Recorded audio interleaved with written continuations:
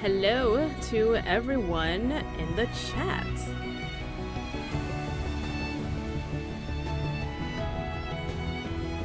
Who's ready to watch some memories? And which ones you want to see? 'Cause I got a few 5-star ones. 4 stars, you have to listen to it. 5 stars. Let's see. I got 2 of the most recent ones. What do they call it? What was it called? What was it called? I got, yeah, Nightly Rendezvous. I got 2 of them. I got 2 Nightly Rendezvous. One Xavier, one is Silas. And I'm pretty happy with that. I don't really care about the other 2. Zane, boring. I'm bored with him. God, he's so boring. Raphael. We can do without him.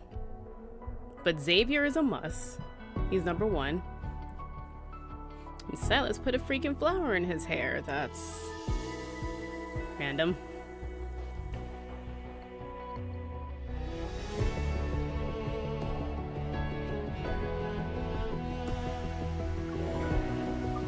But I also, guys, by rarity, okay. I got that weird cat one. I don't really care about that one. And then I got this one I haven't seen yet. I can't remember what event that one was from. And I got this one where he plays the piano. Didn't know he played the piano. And look, misty silhouettes. Is there anything else? I do have some with Zane. Whatever this one is. Whatever this one is. I don't think I've seen that one. Raphael. I don't know how to see this one. Already saw that one.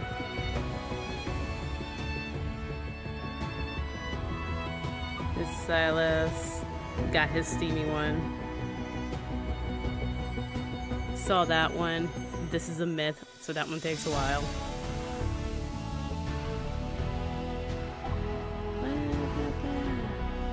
Is it date? It's date and is it by your side? No. It's falling for you. What is this one? That's the myth. Can I do another one? Have I unlocked more? What is... Oh no, this... Wait, what? His journey through the golden sands is like the god of the sea walking through the waves. Oh, is that not the myth? No, it is the myth. What? Why is it? Oh, I did unlock another one. I can probably do a few more.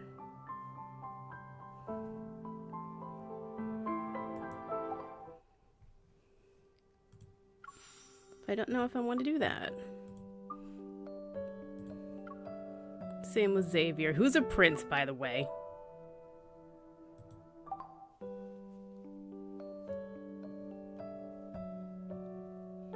Also, it's snowing and it's very cold, and then it was super windy last night for me. I sleep right by the window and that air was just coming in. It was cold and it was miserable.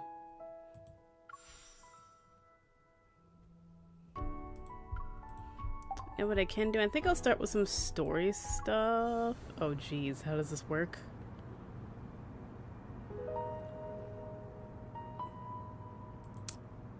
Back? Okay.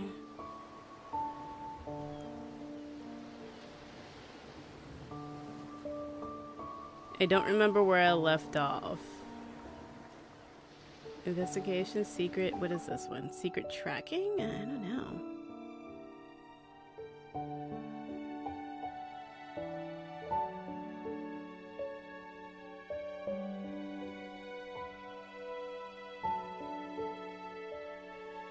You got this. You're using the power of the computer. Did it freeze? I just started.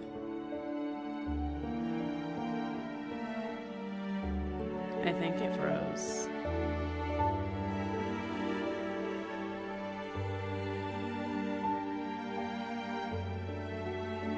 Yeah, this is a freeze. Okay. Close. Start it again.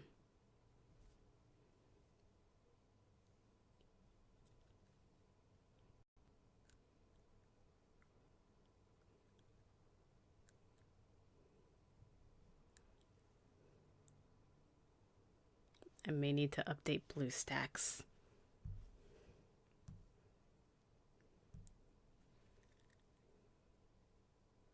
Okay.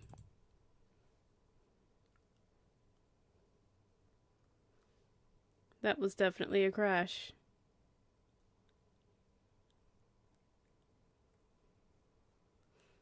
This is great.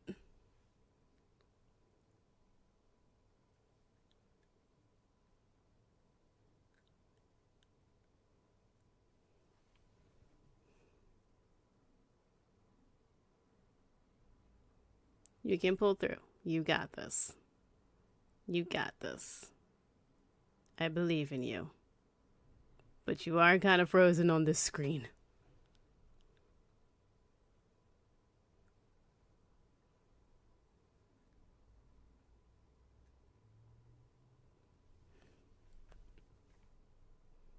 Okay. Close. Just try it again. And keep trying until it works.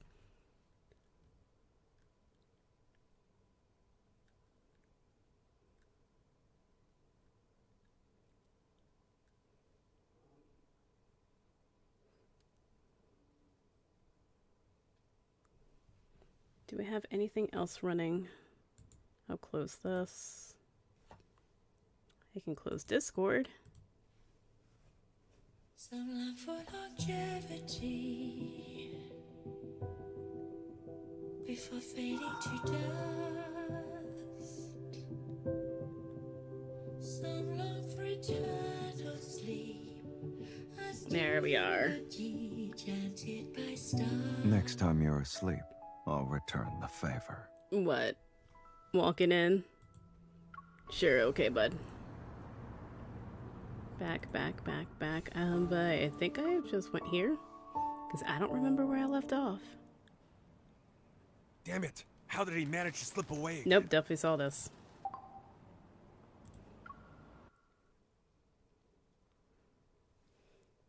Raphael got a little dark there. Under the waves? Set sail? Maybe set sail.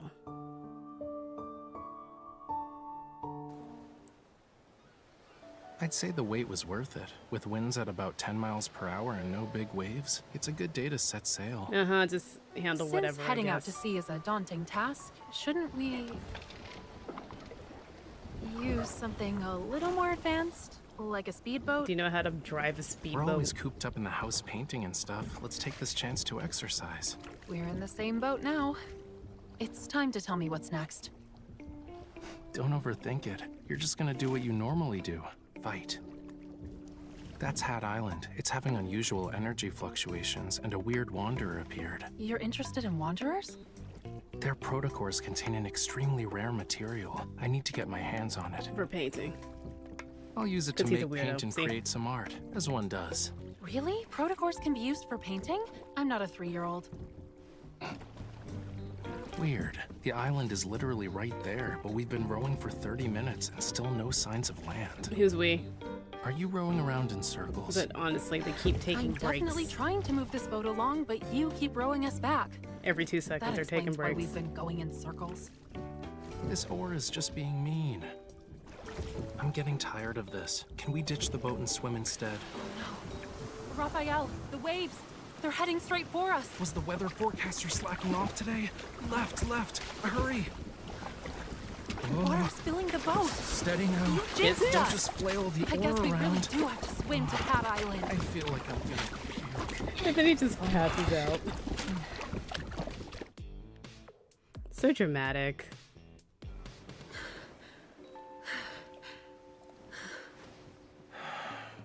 I think I hired an assassin instead of a bodyguard. That's hilarious coming from you. The world is spinning like... Stop mumbling to yourself. If it weren't for me, we'd still be in the ocean right now. He'd be fine. I'd rather float in the sea than be on land. Everything looks okay. I don't see any wanderers around. Your skills will be useful. Let's go. This island isn't small and we have a full And day he's ahead fine. of us. You're fine now? Why are you Just in a hurry? immediately. The mountain. We'll start there. Wait, what mountain? Hiking?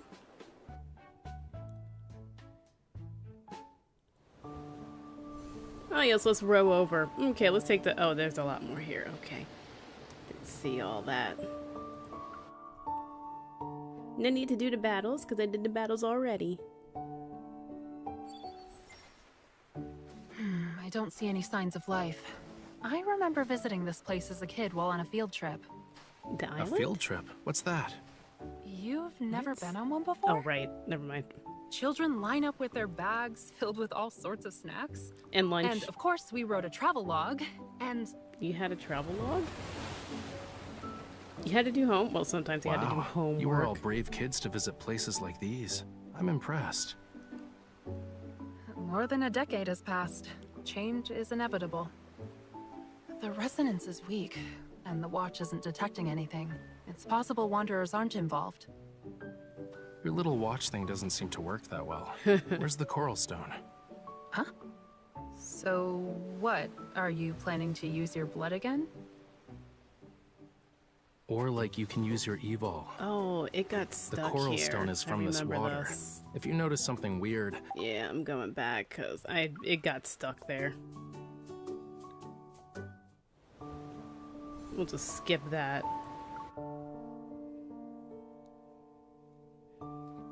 It also got stuck there on my phone. It took forever. the road ahead will be difficult. Take this and keep working hard. Oh, look at that. Oh, yeah, yeah. Thank you. What's this? Protocore? What is it? I didn't think resonating with the coral stone would attract wanderers. If we can't find what I'm looking for, consider it practice. Anyway, let's set up camp for tonight. What? They came back. Oh, no, Just no, no, no. camping on Is it a an wanderer? island? Even worse, a monster. Oh, it's a kitten! It's so cute! Now you're safe. Oh, You're not here for the coral stone, are you? goodness. Why are you over there? It's even It letting won't you touch eat its you. belly. Stay back. Cats are malicious beasts who deceive everyone with their harmless appearances and play with their prey at whim. Well, yeah, I that don't is like them. true. But they're also adorable. Rather than dislike them, I'd say you're more afraid of them. Isn't that right, Raphael? Nope, I just don't care. I don't care about cats. At all. Oh, It's hurt. the baby. Look, something's off about its injury. Whoa, stay back. You're not allowed near me after It's touching letting that. you take the You have paw? to choose, me or the cat. My cat attacks me if I try to Understood take her what I paw. said? Its wound doesn't look normal. Maybe wanderers are involved. We should check it out. You know, you don't have to be that observant. Why are you wearing a suit, by the way? We're going on an island to camp, hike, whatever, and he's wearing a full-on suit. Why?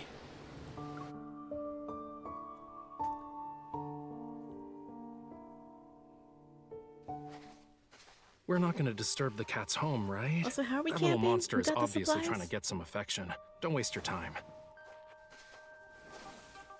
Look, Look at the baby. Does anybody else live on that island? How'd that cat get there? A wanderer attacked it. what happened? Don't touch it. Ow! Your hand. Oh, he's fine. Something is coming from the deep. Luna! Hot boys tonight, meow.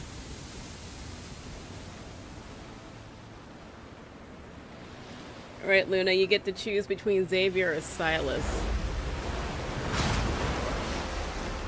Which ones we get to see first? It's a deluge wormlord. A what?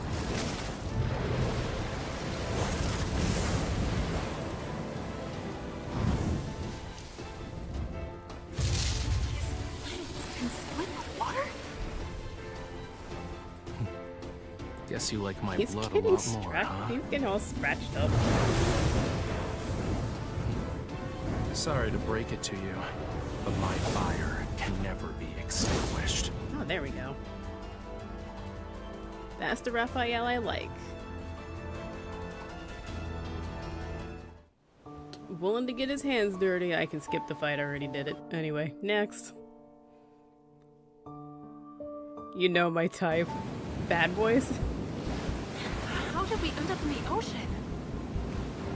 Raphael!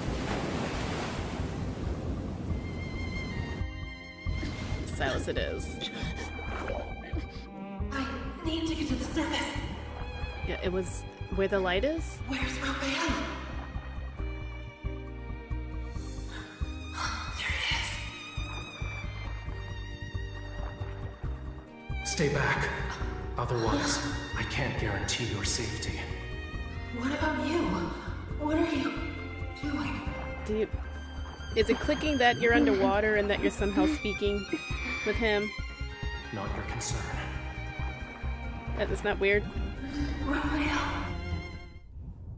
Yes, please, got it. It's settled then.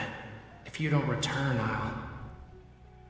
I'll chase you to the ends of the earth.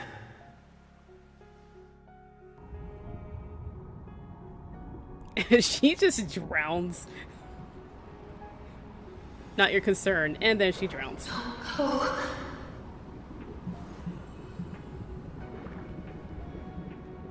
Oh, what's up with that?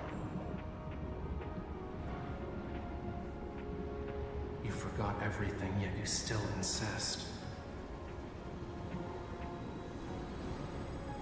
All right. This is your choice.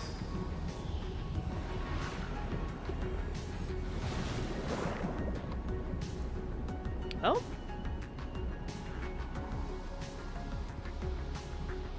Yummy yummy for Silas or for Raphael?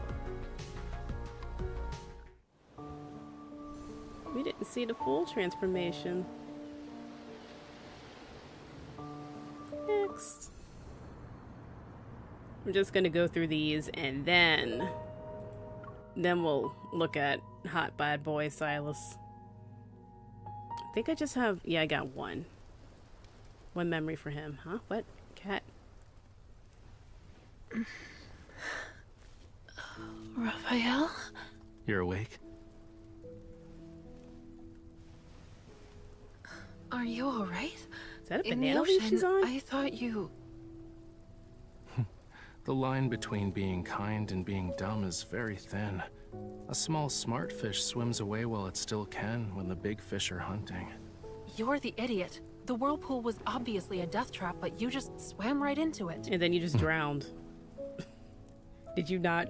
You drowned, lady. Anyway, thanks. You were the one who pulled me out of the water, right? I thought I heard your voice before I blacked out. That's just my random act of kindness for the day. Is he in a mood?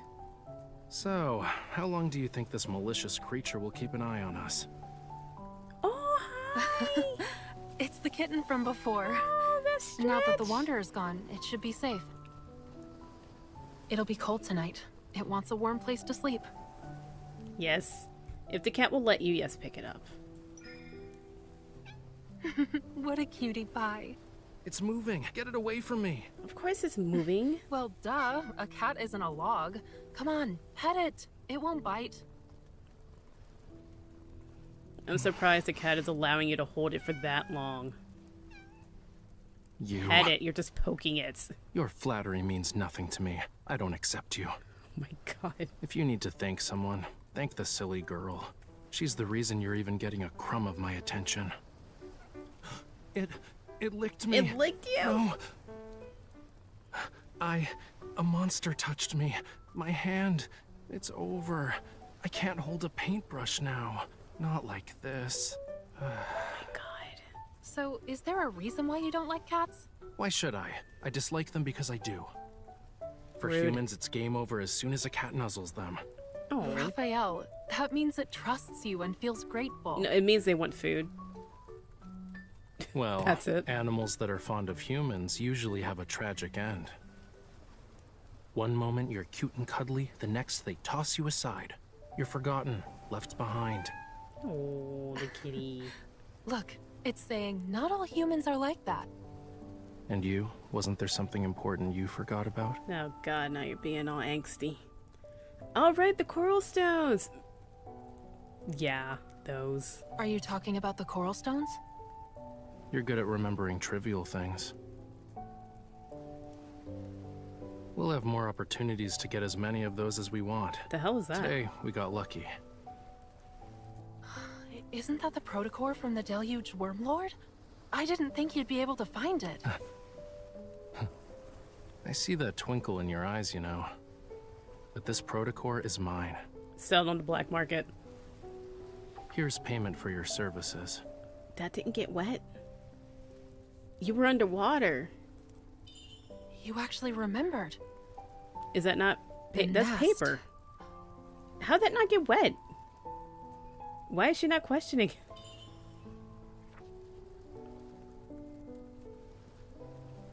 Is this the place we can should gather have intel from? Don't believe me? Well, real intel is always hidden in the most inconspicuous places. The crazier it seems, the more likely it's true. You must be a regular there. What did you need back in the day? Mummy bandages? With a bit of work, you can get nice poisonous sap. Why do you have that? But for a hunter can I such get as it? yourself, you're better off wearing a disguise before going in. Call Like up what? Silas. Like, at least stop flashing your hunter's watch around.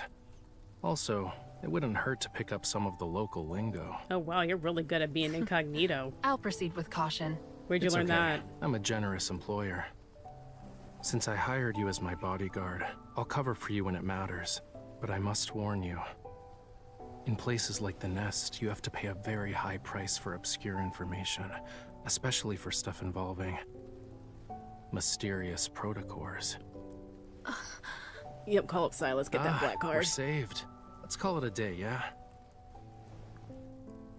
I hope you can find the right path, Miss Bodyguard.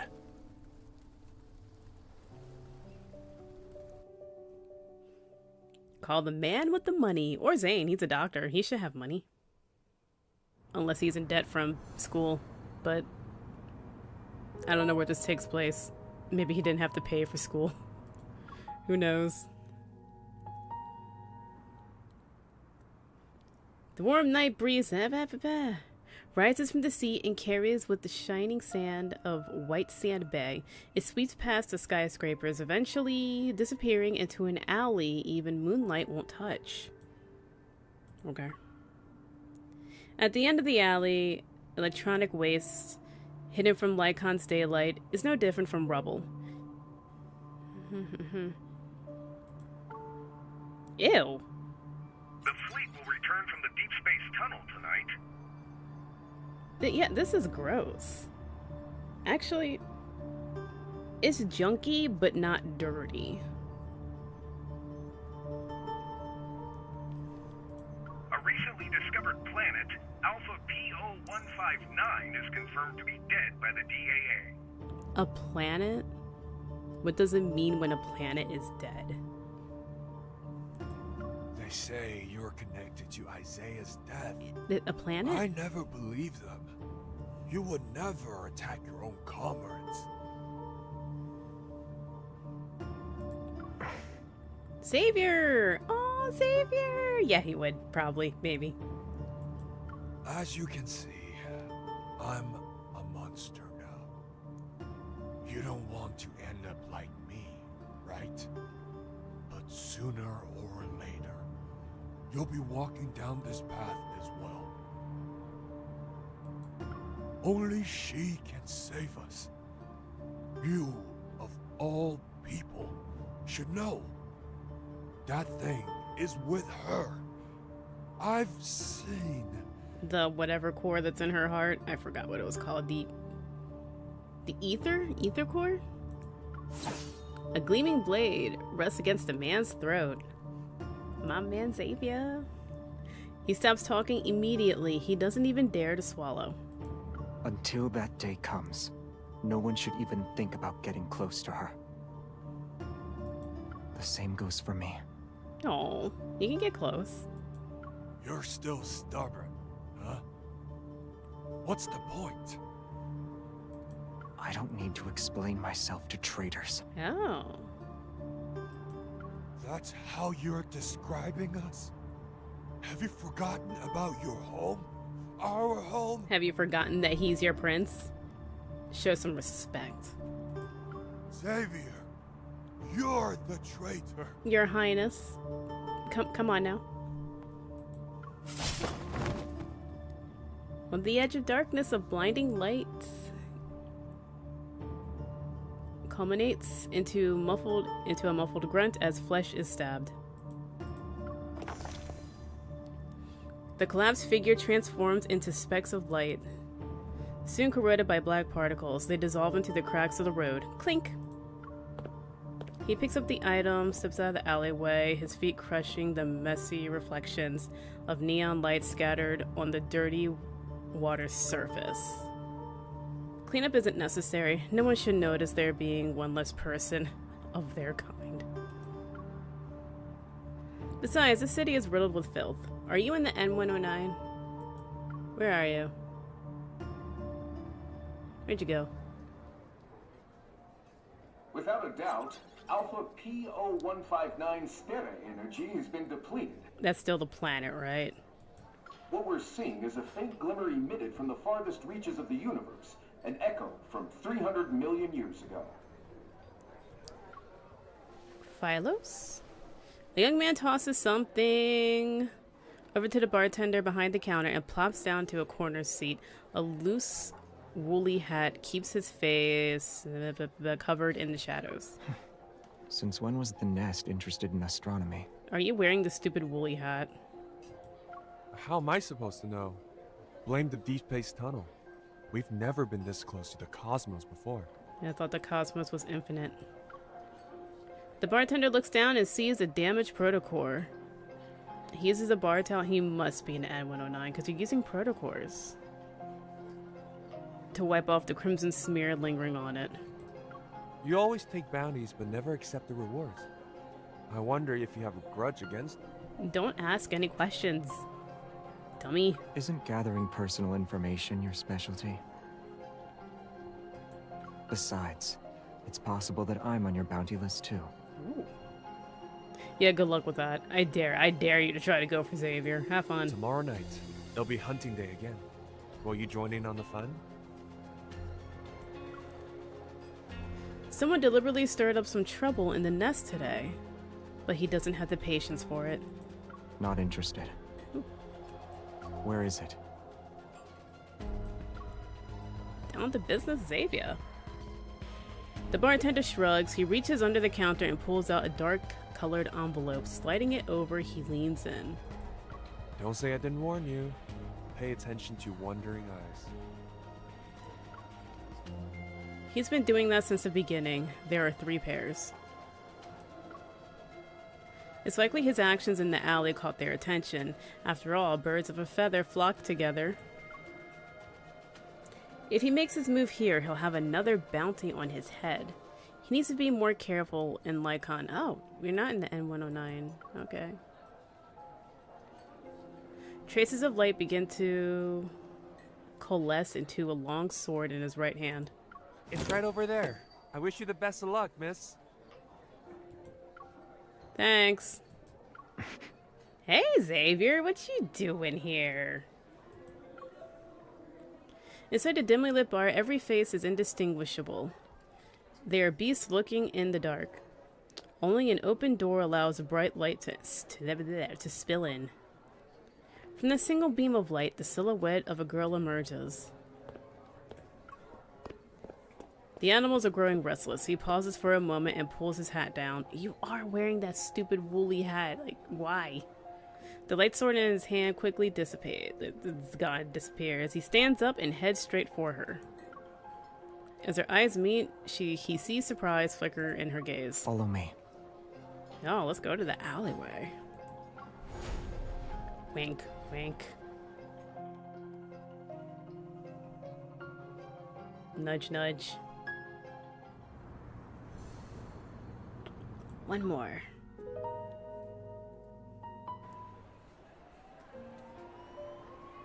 In Azura Square, the carnival is holding a space-themed event. Hologram has been used to construct a castle-shaped fountain. This? I mean, it's kind of whatever. In the middle of the plaza is a towering circular screen. The newscaster enthusiastically discussed information the Deep Space Aviation Administration brought back. There are traces of organisms that once lived on Alpha PO159. So they did say it's a dead planet, but what does that mean? You didn't ask me to follow you here so we could appreciate the fountain, right? There's more to it. I'm sitting on a fence. What? I'm sitting on a bench by the fountain. My gaze fixed on Xavier. He's lost in thought. Did something happen in the nest? Not yet. You were gonna.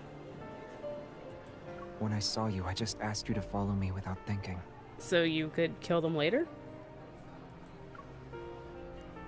Not yet means something did happen. No. Not yet means he was planning on doing something and then he didn't do it because you interrupted it. I glance at the bustling crowd. I still feel uneasy, but even with the potential threat following close behind, they wouldn't strike out in the open. Says you. So you're really going to the N109 zone? I already did, actually.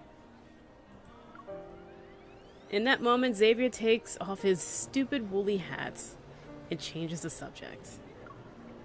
He doesn't ask about how I knew of the nest, like how I have no interest in asking why he was there in the first place. Yes, you do. We all want to know why. After spending some time together, it seems we've come to understand each other. Yeah, I was about to start the next part of my plan until you swooped in and whisked me away. I'm sorry. No, you're not. But for places like the N109 zone, there's always a way in. You just need to look. Surviving, or escaping for that matter, is the real challenge. You're right. But honestly, I haven't found the time to think about my escape plan yet. Getting the ether or aether? Aether core and figuring out what to do with it, that's the biggest challenge I'm facing right now. You should also, I don't know, have an escape plan, because that's just a smart thing to do, but whatever. The protocore auction. Yeah. Uh-huh, what? Weren't a ton of Onikainus' protocores destroyed by Lumiere, whoever that is? Lumiere? What a silly name. Why are they holding an auction? It's to deal with their partners. So their business transaction was ruined. Yeah. If Onikainus does nothing, those partners won't let them off so easy. Onikainus? That's why they're selling a high-grade protocore at the auction. It will go to the highest bidder. Who's gonna be Silas? The Aether Core, huh? I raise my head, but before I can get some answers, I notice a patrol robot hovering behind Xavier. Its rotating eyes are locked on us. The faint red beacon flickers our way. Are we under arrest? Don't look at it. Okay.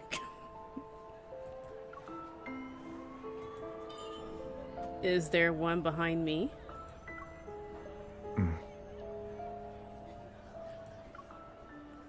Xavier stretches the woolly cap in his hands and puts it on my head. Oh god, no, please. Is the disguise really going to work? He rests his cheeks on his hand and scrutinizes my appearance. Then a hand reaches out to pull down the hat. Suddenly I'm plunged in darkness. This will do. Okay. This isn't helpful. I can't see. I take the hat off, annoyed at his calm demeanor. I don't sense any metaflux, so I doubt we're dealing with lumivores or whatever the hell that is this time. The people trying to capture you finally decided to show up, huh?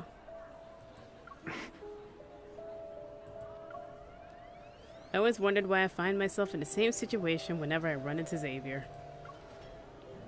If it's not a coincidence, then there's a threat lurking around him. I'm always with you when they're trying to start something. Even if you want to play dumb, it's too late. And then he just looks off into the distance. Flying above everyone, the patrol robots, their eyes whirring, stop moving. Their focus shifts to the fountain. I need to borrow it. The hats? Borrow what? A ball of light appears in his palm. It dances around my hand, ears flicking. I hope it's not a joke. I sigh and place my hand over his heart. Oh, her evil. The waves caused by the resonance evil ripple from my fingers. The fountain bursts into a shower of dazzling light, countless tiny droplets scattering. The spectacle reminds me of fireworks, as vibrant as an oil painting. Why did you... What I see next stuns me. A sharp light concealed within the water spray and fireworks pierces through a dozen hovering patrol robots. They tremble mechanically for a moment before plummeting silently into the bushes, one after another. Now they won't be able to find us. Okay, Xavier, you're very scary. I love it. Let's go of my hand, kicks a fallen robot aside, and lets it roll into a nearby pool. Let's Nobody go. saws that. Or No one would you sees like to that. stay here for a bit? The flickering light makes it difficult to see his expression. Shaking my head, I grab his wrist.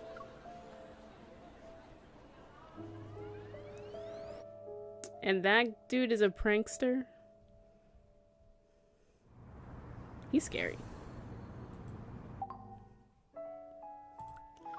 Date falling for you, Silas. Is it Night of Secrecy? Is that the one? Yep, it's Night of Secrecy. This is the one. Alright. Before stepping into danger, we savor these ordinary moments as lovers. Jeez. Lovers, you say? Oh, is this a hotel? With winter fast approaching, Lycon's weather has been gloomy lately. Oh, hey. Are you in my apartment? Why are you spacing out by the door? You're not having second thoughts about bringing me into your home, right? You are in my apartment. This feels weird. I don't have any slippers in your size. I pull out the eco-friendly slippers from the shoe cabinet. I have bought them back from a hotel, but the size doesn't quite fit Silas. In his ginormous feet. This is all I have. You're the boss here. I don't mind. Maybe socks? Obviously more interested in my territory, Silas doesn't linger on the slipper issue. He seamlessly changes his footwear before making his way to my... Oops, I didn't scroll. Living apartment? When the light casts a warm glow on him, it hits me. This man, the epitome of danger, has entered my territory.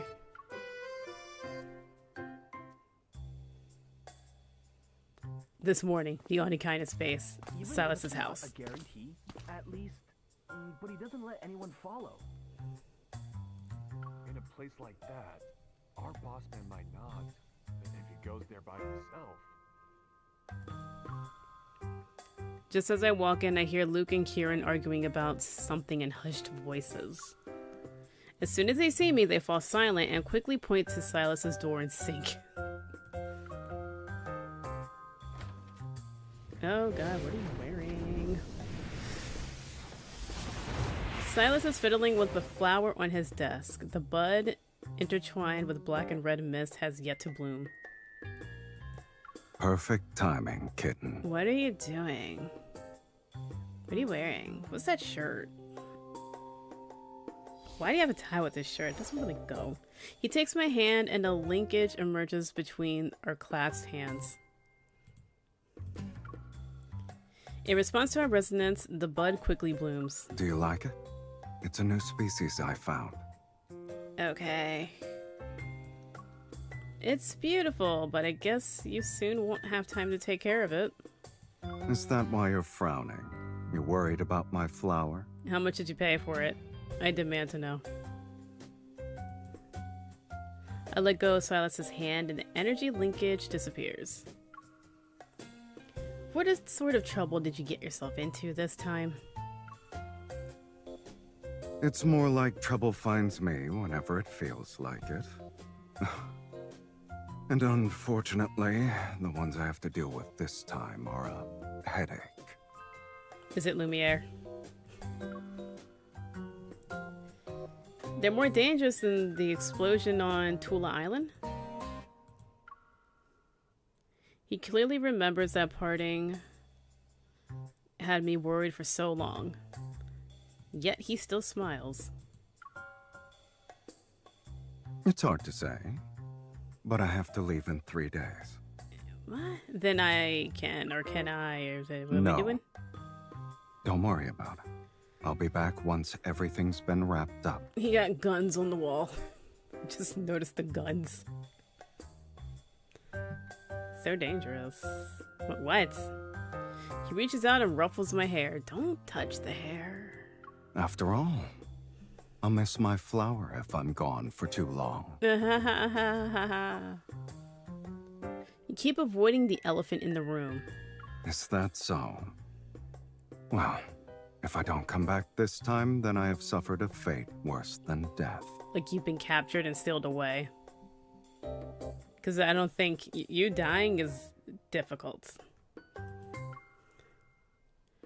I never heard him use those kind of words when talking about himself before. Oh, phone. Phone. Phone. Speak. They couldn't wait to get their way with. I'll disappear for a few days and see what tricks they have up their sleeve. Okay.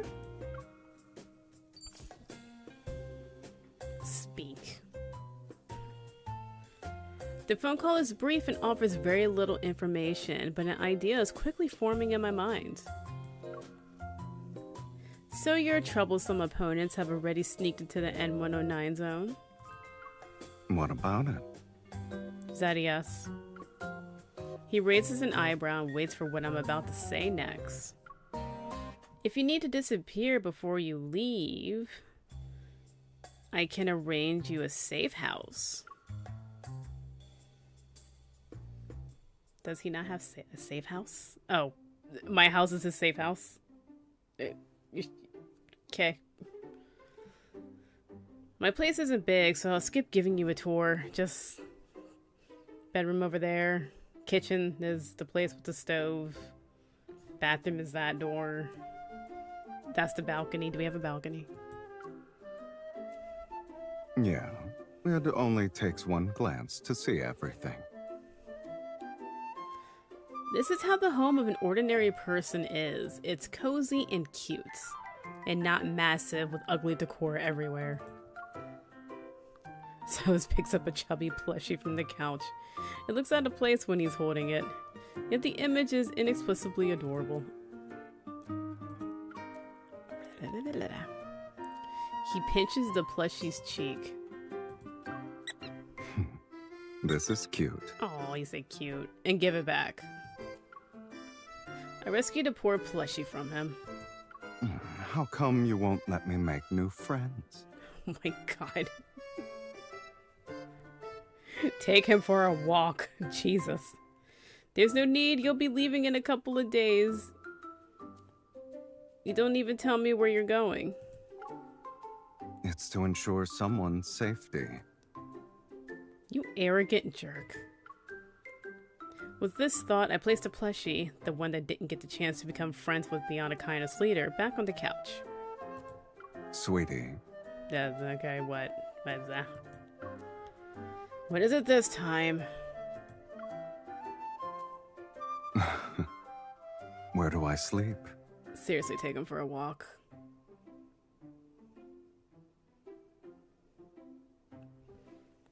With no time to think about the subtle notion of my territory being invaded, I have a more pressing matter. Cold water's on the left, hot water's on the right, and the hair dryer's in the mirror cabinet. You think he uses a hair dryer? I feel like Silas is an air dry kind of guy.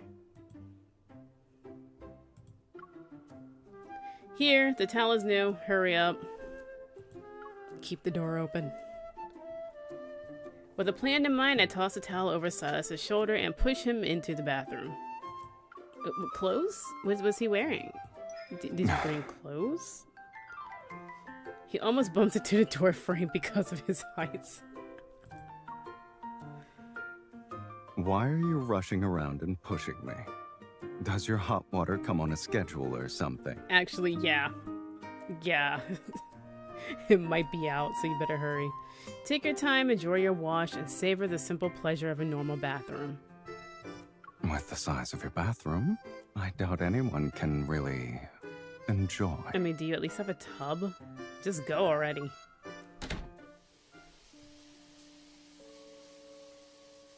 Where's the plushie? You said there was a plushie here. I don't see it. When I finally hear the sound of running water, I quickly unlock Silas's phone. Call history empty. Inbox empty. Does the stuff on his phone self-delete after a while or something? What a sly crow. While I'm lost in thought, Silas's phone suddenly starts to vibrate. Answer, but don't say anything. A message with no sender pops up, but it's just a line of code, apparently. What did he do? What did he knock over? Did he knock over all your shampoo and conditioner and body wash? And soap? And oil? And lotion? Everything? A loud noise erupts from the bathroom. I hurriedly take a photo of the gibberish and rush to put Silas's phone back in its place. Silas, are you alright? He's gonna come out shirtless, isn't he? Yep. He yanks the bathroom door open. He only has a towel wrapped around his waist. The water droplets trickling down his taut muscles and disappearing in the towel's hem. He steps aside to let me see the mess in the bathroom. He knocked over everything, didn't he? Your cabinet hit me. Yup, he knocked over everything. You make it sound like it's the cabinet's fault. And here I thought you'd ask about my injury first. What injury? You seem to be completely fine. So, what now? Dreams do come true.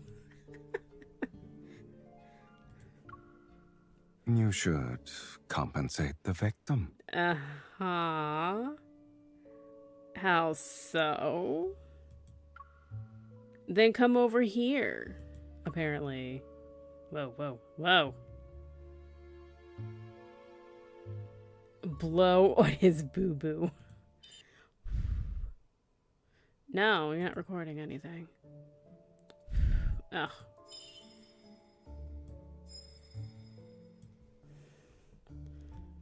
I press down Silas's shoulder and lean in to blow air on the swollen spot on his forehead. Does it still hurt? Do you need me to blow you some more? Lord, please. Your treatment is very effective, kitten. It's okay, Luna. You got this.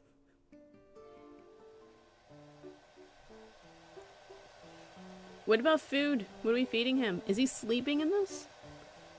Silas sits on the couch while my fingers glide through his soft hair. Oh, you blew... I didn't think I'd be injured on my first night at the safe house. Did you blow dry his hair? Bumps and scrapes are a part of everyday apartment life, especially when you're this tall. I gently press the spot where he bumped his forehead. You don't tell me where you're going, and you don't let me go with you either. Compared to the dangerous routines some people have, isn't just living as an ordinary person a rare treat?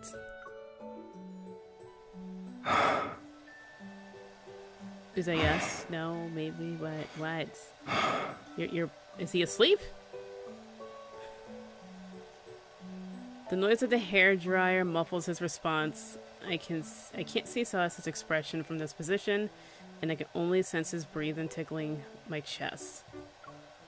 Did you say something? I said...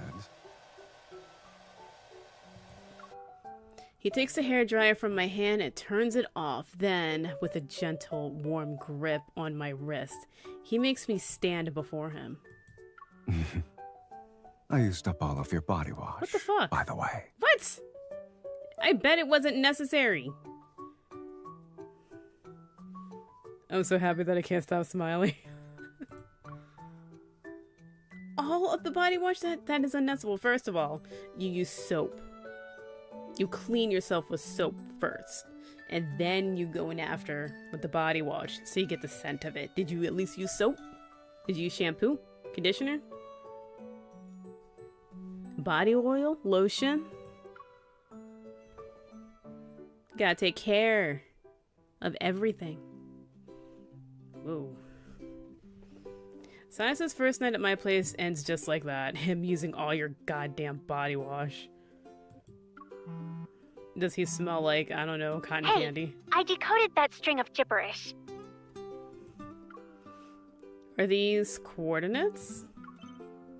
Tara sends over several more data packets. I tried looking into it, but this place can't even be seen with satellites. Oh. This is all I can do to help you. And if you just so happen to find yourself there, please take care and stay safe. Okay, thanks, man. Tara's barrage of voice messages finally stops. Just as I'm about to open the file she sent, a flamboyant car comes to a halt before me. The car window is lowered and reveals a face that appears to be in high spirits. You're done with work, right? What car do you have? Does the Anakinus leader realize this is right outside the Hunters Association building? I'm just a law-abiding citizen. Give him more body wash? He pushes his sunglasses onto his head. His gaze sweeps over the building behind me before he looks at me. Or does your code of conduct prohibit Silas from picking you up after work, sweetie? Hop in. What are you driving now? I sit in the passenger seat. How come you're not asking about our destination? You used to insist on knowing before you'd go anywhere with me. Well, now we're in Lycon and you're supposed to be off the grid, so I'm not too worried about it. You're not going to take me to that place anyway. The car is silent for a moment. As expected, Silas doesn't reply. The little crow pendant dangling from the rearview mirror gazes at me with its red, beady eyes. I change the subject. Where did you get the car, and how come you're not riding your precious motorcycle? Since we'll be shopping at the supermarket, this is more convenient. Huh?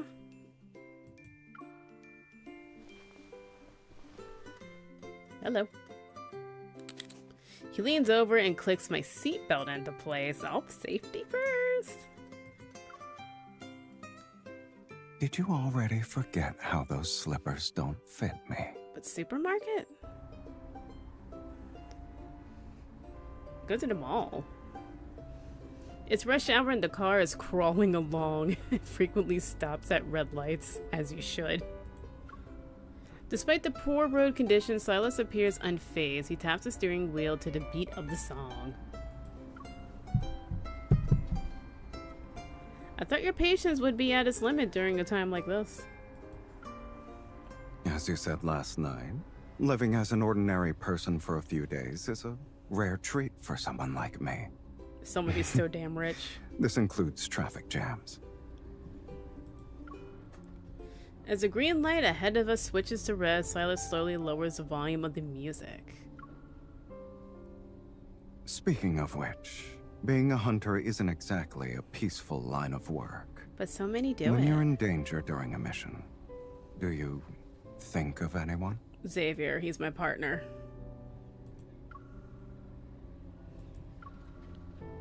Some say that when people are in a life and death situation, they think of those they cherish the most, and they wish they had more time with them.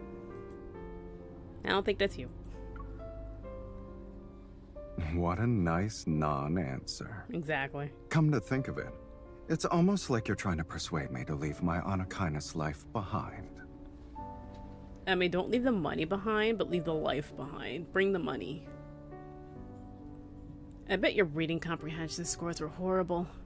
Mine were.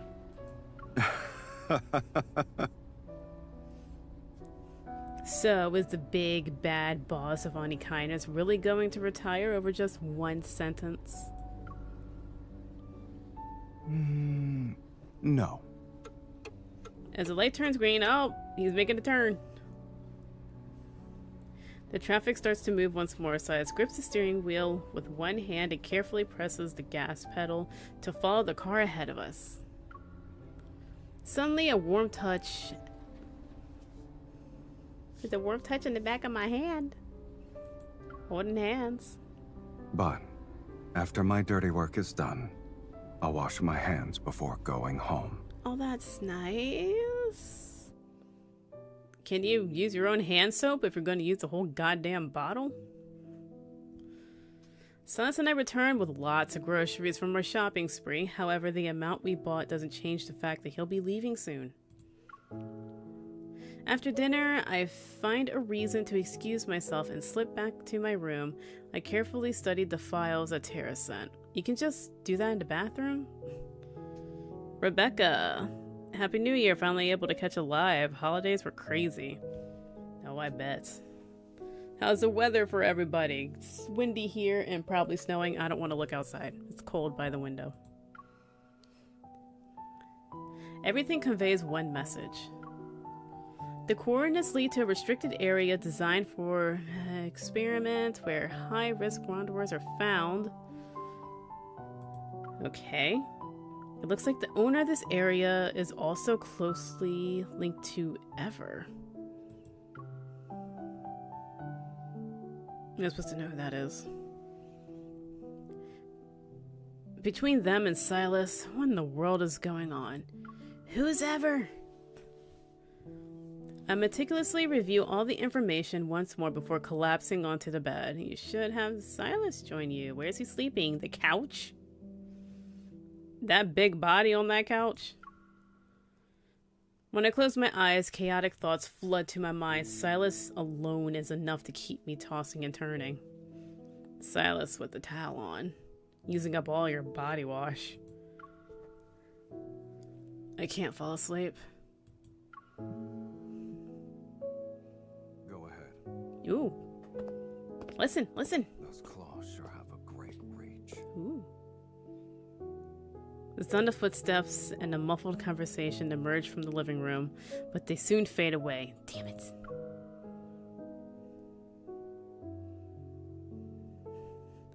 I step out of the bedroom only to find the living room completely silent. The nocturnal crow has already left. Silas's plushy friend sits on the couch. Your friend left and went behind your back to do something big. Still not gonna tell me anything, huh? You better not expect me to help you guys when things become worse. The poor plushie is now stuck playing the part of someone in cahoots with the Anakinus leader. I pinch his face, the same way Silas did. Never mind, you don't even know as much as I do. Frustrated, I put the plushie down and go to the kitchen to get some water.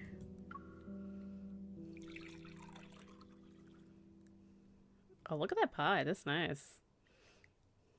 I like this kitchen. It's cozy. I can't believe he left without telling me.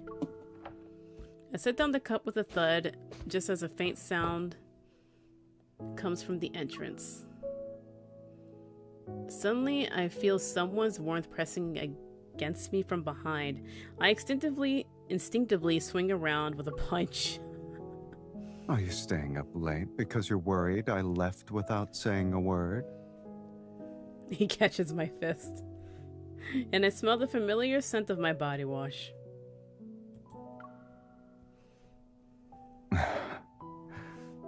You really went all in, huh? I'm not going to eat you or anything, kitten. Uh-huh, sure. Cool weather, but not really cold where I'm from. I'm jealous. This is my home, aka my territory. If anyone should be worried about getting eaten, it's not me. Can we stop talking about eating each other? We all know where this is headed. Ooh, grasps my waist and effortlessly lifts me onto the kitchen island. His arms spread out over my legs, and the territory's owner instantly changes. He's the alpha. What about now? Okay, yeah, fine. Yeah, sure, take it all. I pinch his arm. Do you think you can keep me captive by trapping me here? Then what's your goal? Since you're letting me stay in your territory and all. Domesticate you? Train you. Luna, it's okay, breathe. The light filtering in from the window outlines only half of Silas's face. I raise my hand to trace his features that are enshrouded in darkness. I wish I could see that instead of you describing it. Can we get a view of that? It looks like he's glitching. Usually being allowed to enter someone's territory means you've gained their trust. Okay. Did you brush your teeth? Did you brush your teeth? Well, we're sharing the same territory now. What does that make us? What do you think? Before any emotion is revealed in his eyes, his lips touch my palm. I guess. We're of the same kind.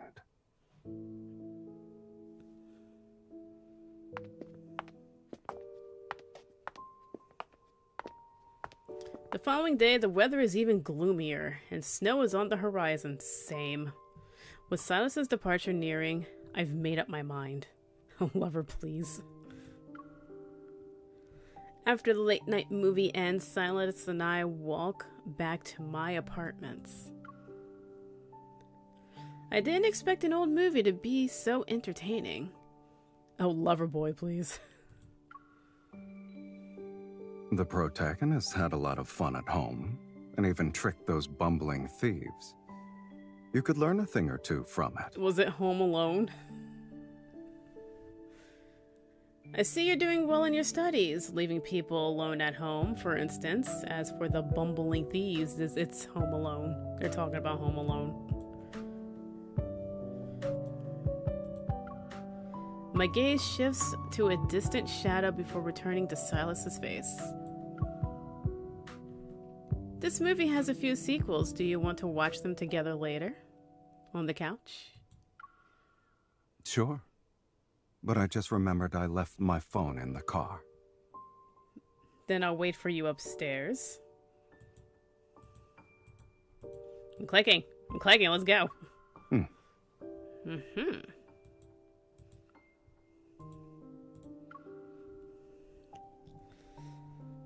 My hand, which he held inside his jacket pocket this whole time, is released. Why? I pull it back from his warm grip.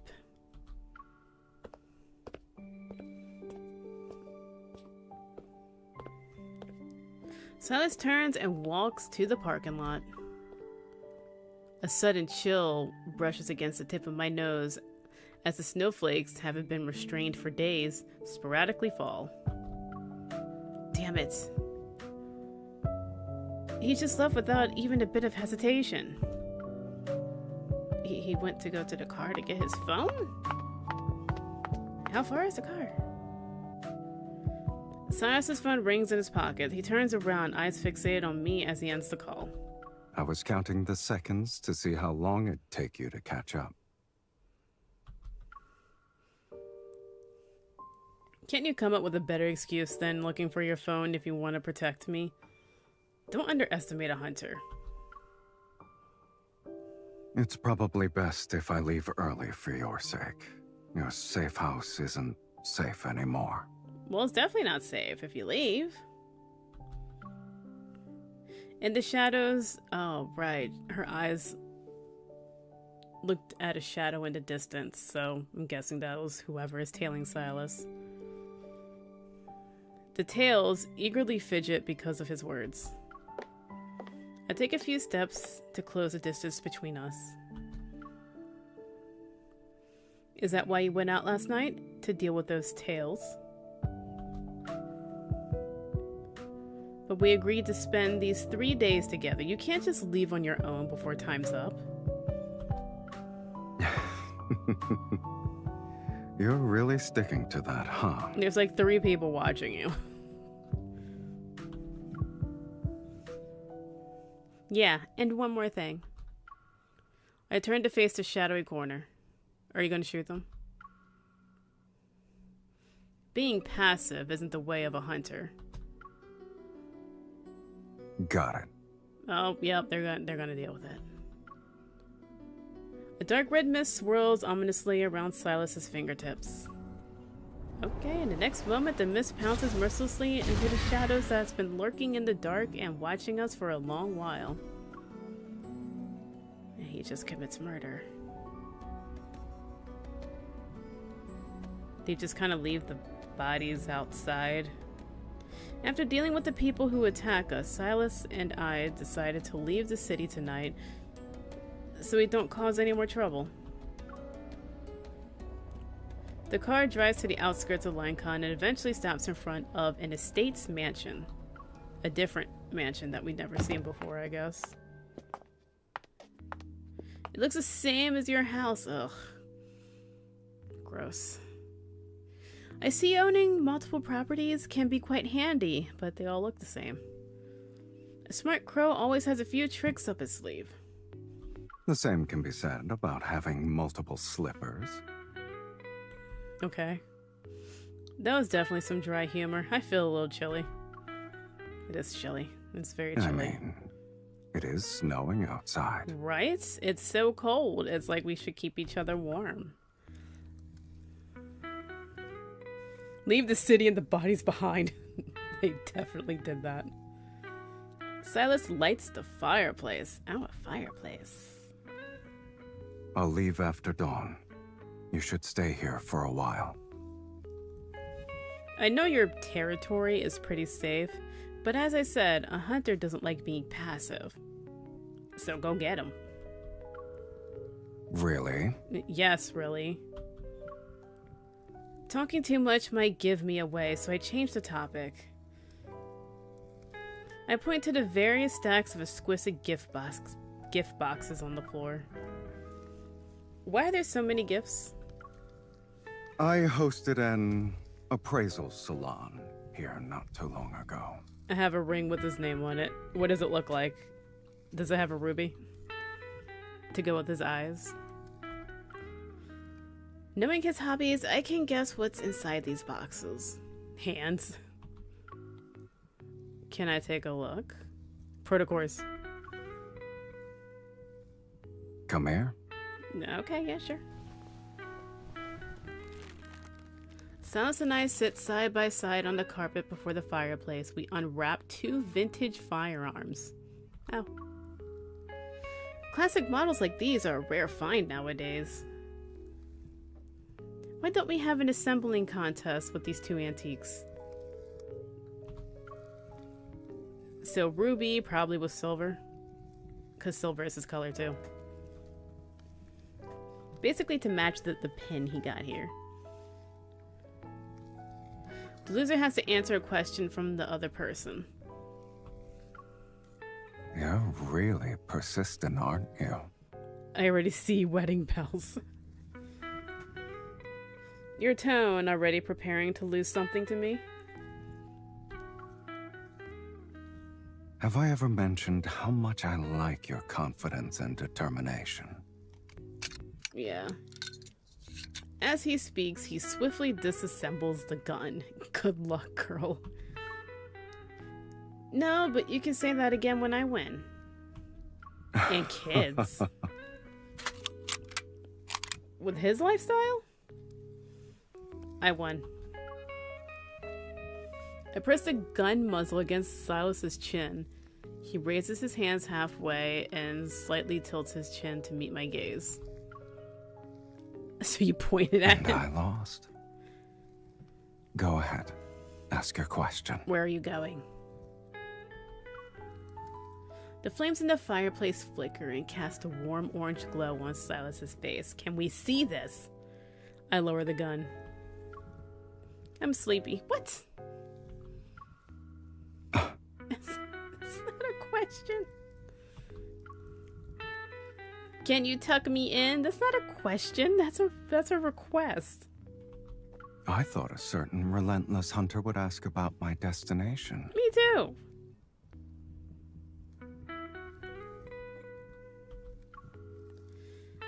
I care more about the present than an answer I can't get. So are you doing it or not? Tucking me in, that is.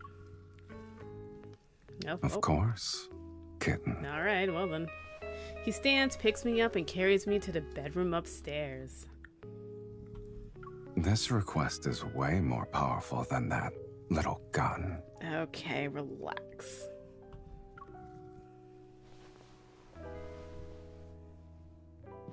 Oh.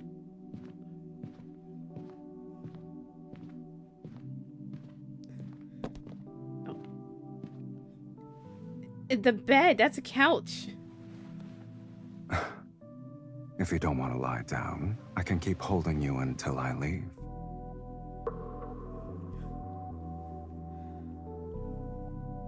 Sleepy? What about the question, right?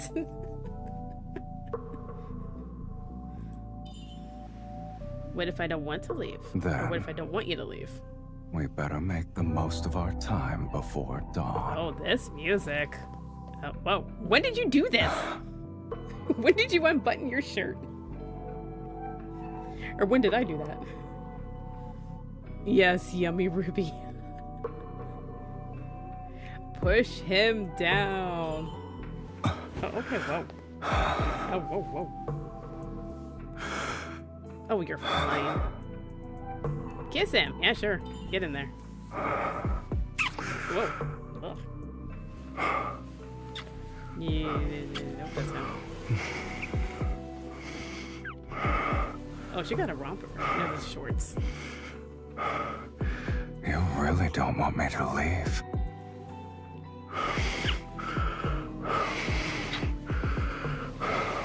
What is she wearing?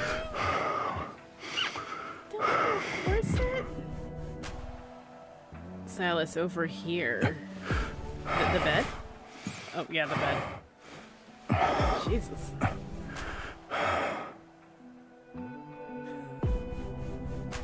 What the hell, OMG? Pull him closer! Use this. I like the lighting fixture. It's nice. Pull him closer! Looks like we're on the same page when it comes to not wanting to waste time. Stay focused, kitten. And then you cover the eyes? Don't look. Stay focused, don't look.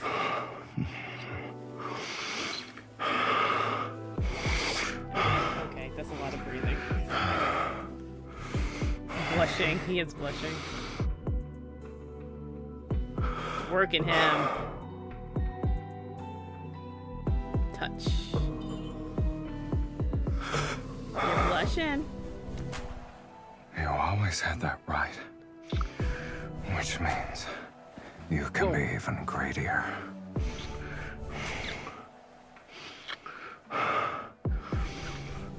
Oh, oh. Do you want it, kitten? Yeah? Go all in. You haven't changed your mind, have you? You just said yes.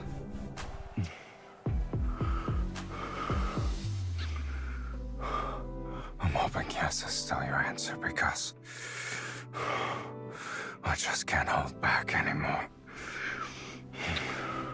13 plus, everybody.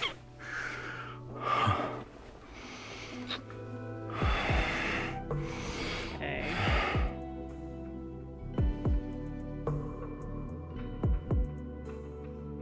Wonder where that kiss landed. His thumb caresses my lips, and the warm, lingering kiss follows. The moment our lips part, he finds mine again, deepening the kiss with even more passion.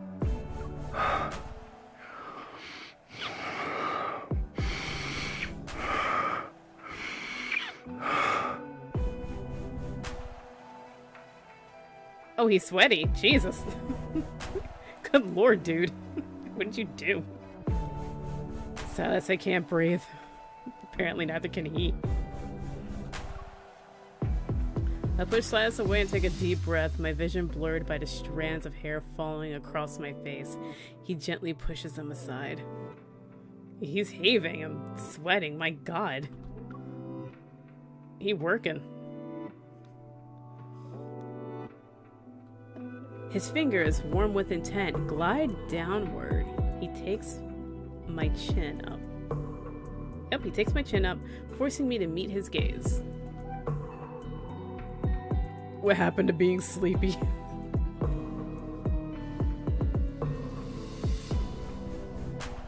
Well, she's having trouble focusing, so I guess she still is sleepy. This position doesn't give me more air. Instead, it lays my vulnerability bare before the predator. Girl, you're bare before the predator.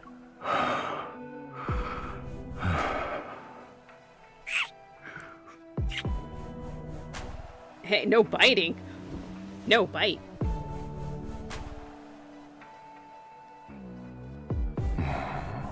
First you want it rough. Now you want it soft. Okay. You're a tough one to please tonight, kitten. I say A-okay with the biting. He pulls back, tender kisses descend on my neck, each one melting away the bite. Oh, it's just your neck, my god.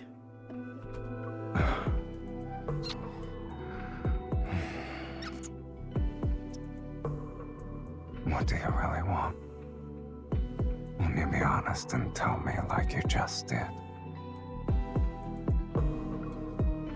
His eyes lock onto mine in the dim light, and his velvet whispers are dripping in honey.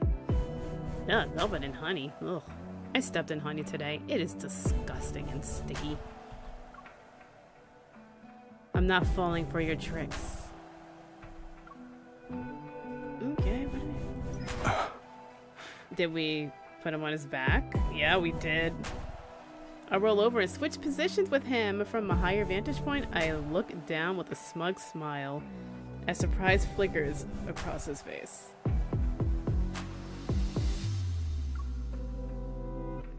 I told you that a hunter doesn't like being passive. No. So you want control? Ride him like a horse. Unfortunately, I can't give it to you. Not yet, at least.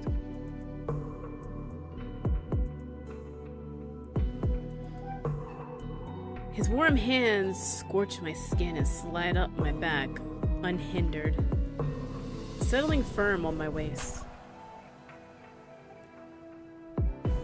When gripping a gun, they're cold and unyielding, but when they touch me, they become tender and warm. And now they're a weapon of their own, teasing and tormenting me. I'm compelled to move closer to him again and again.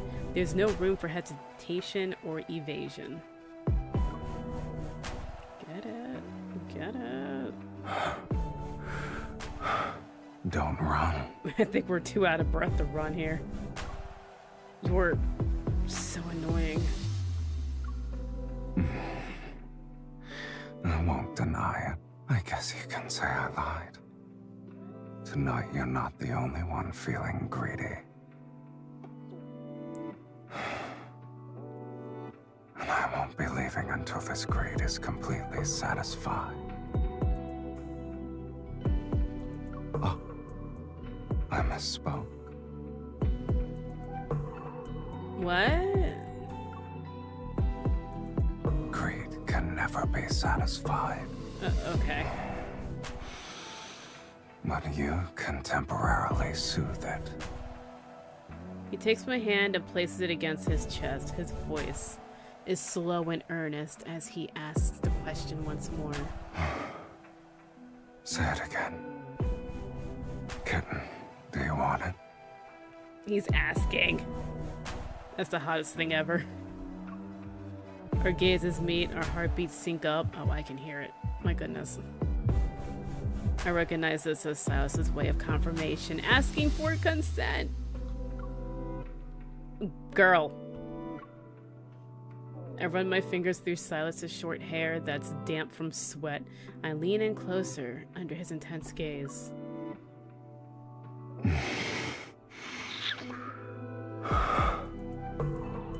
This is my answer. You can say yes.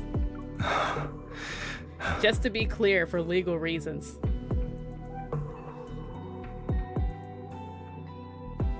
Oh god, that headboard doesn't have anything to grab. It's a terrible choice. My heart swells with a wondrous feeling as the boundaries of our territories merge. That's one way to describe it. There are no more obstacles. His presence, This time reason fades faster than breath itself. My territories have been breached. Our tangled breaths blending with murmured desires and offerings.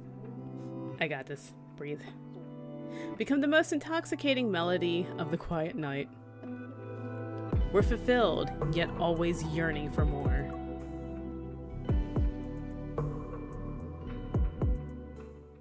Are we done? Apparently. After everything ends, a sliver of daylight emerges. It's heavy. Is he sleeping on you? Is he on top of you sleeping? The person behind me has ensnared me in his embrace, carefully moving away, the arm around my waist. I turn around. His usually sharp features that make him appear stern now have an unexpected tenderness in the dim morning light. His sleeping face is tender, his lips soft and inviting, swollen from all that work he was doing, my god. Breakfast? I quickly control my breathing and pretend to still be asleep. Our breaths mix. I can feel his gaze on me. He knows you're not asleep. In the moment before my act of slumber is unraveled, Silas's presence withdraws.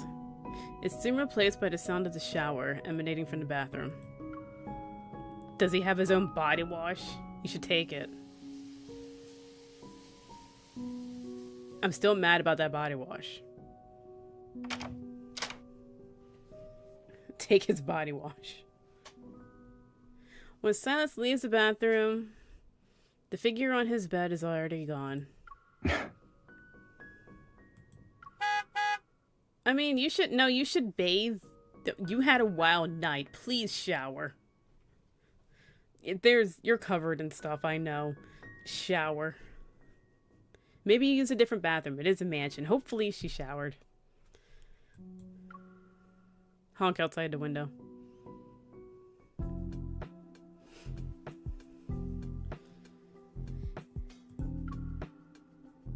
I give the horn another blast. As expected, Silas appears soon after.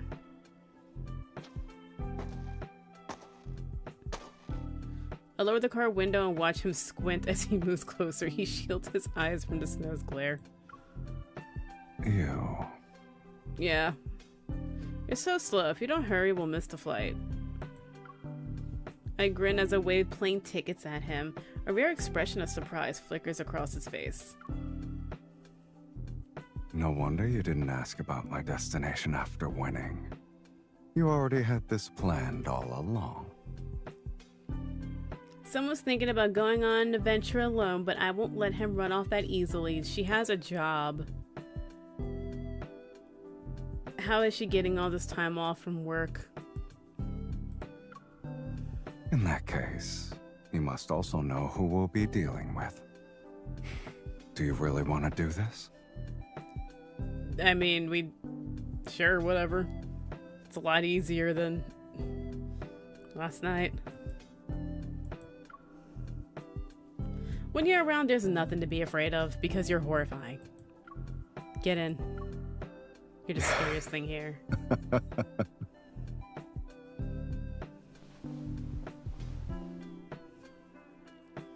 Silas laughs and he takes a step and firmly holds the back of my head with his right hand. He pushes me towards his lips. Whoa. Okay, thank you.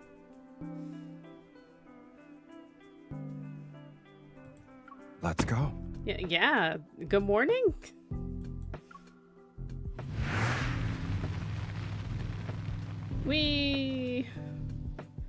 So no shower, but let's get on a plane. Exactly. I don't think she showered. She definitely should have.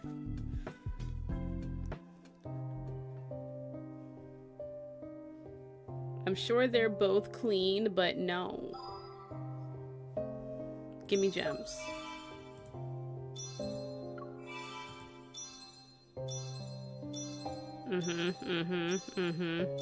This is so straightforward.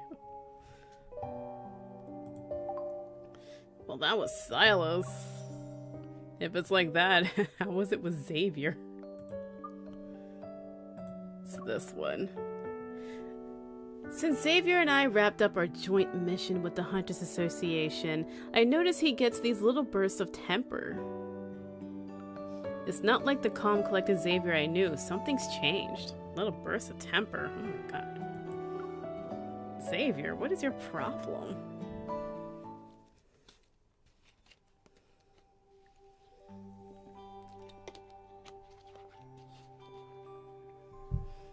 Two weeks ago, a large number of wanderers suddenly appeared in the Maple Ridge Mountains. Xavier and I were dispatched to participate in a joint elimination mission.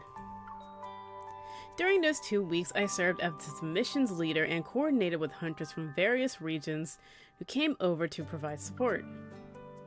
Even though the mission is over and we're back in Lycon,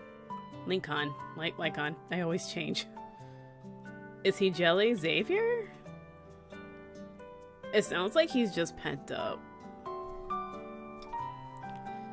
We still keep in touch with everyone. He could be jealous, though. He could be. Who the hell's Ryan? I'm getting jealous. Our team reviewed the entire mission yesterday. If it weren't for our leader's strategic insights, we would have needed several more days to finish everything. Yeah, I think you have it, Luna. I think he's jealous. Xavier was the one who discovered the path. Gordon. They're all dudes.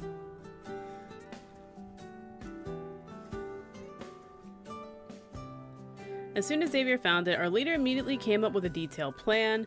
That kind of chemistry is only seen with partners who've worked together for a long time. Should we rename this chat Maple Ridge Mountains Admiration Society?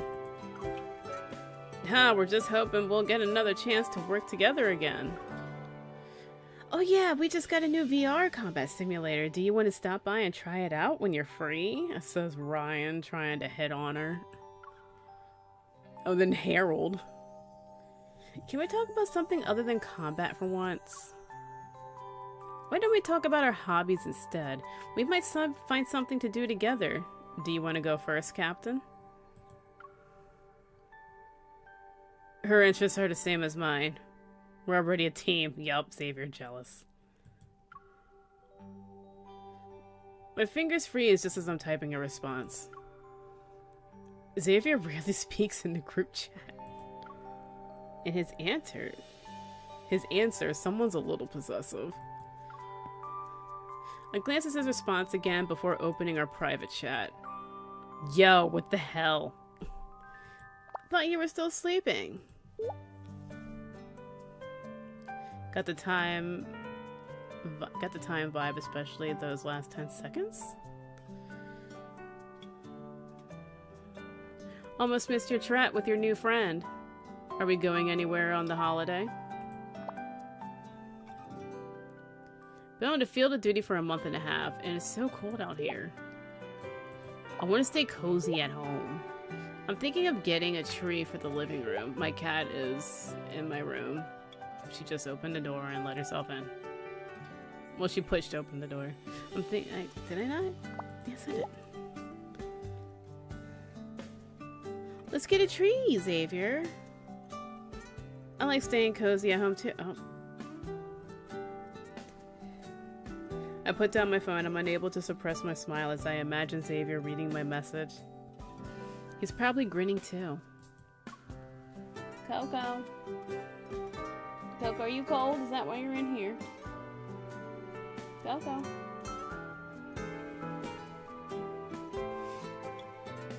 Xavier, I'm fully aware of how possessive you can be. Oh, she's playing him.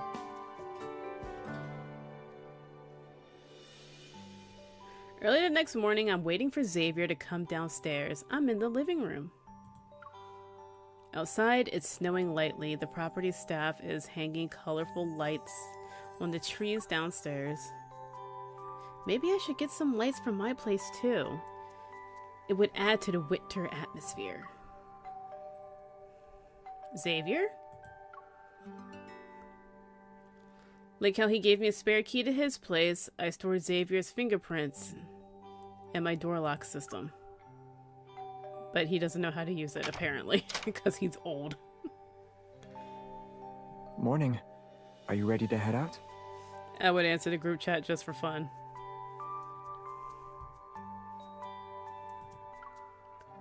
To get Xavier's attention? I thought you just let yourself in. I thought that was only for special circumstances. Oh, he's so respectful of boundaries. Look at that. But I had more everyday scenarios in mind.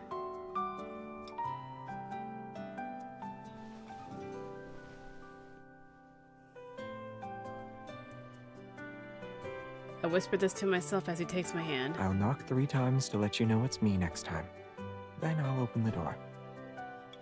Xavier smiles and he hands me the scarf. It's snowing outside. Oh, God. This will keep you warm. Everything's cold.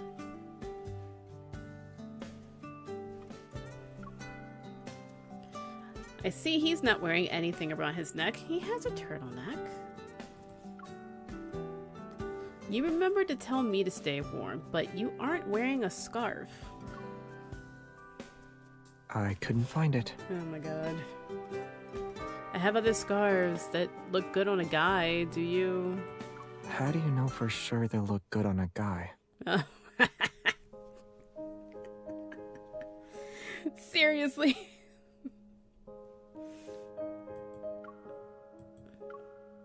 Because they come in dark colors? Oh. Oh my Not god. everyone looks good in dark-colored scarves. Xavier, you look great in dark colors and light colors. Shut up and put on a scarf. My god. Here, take Silas's. Xavier sounds calm. But it's like a dark cloud has appeared over him. Ah, there it is. Xavier is sulking again. I'll get it for you. I'm not cold. Come on, let's go. Oh my god. Seriously? Your Highness, are you kidding me? In the quiet elevator, I sneak a glance at Xavier. It won't be difficult for me to blow away the dark cloud. Xavier, I think something's on my scarf. Can you check it for me?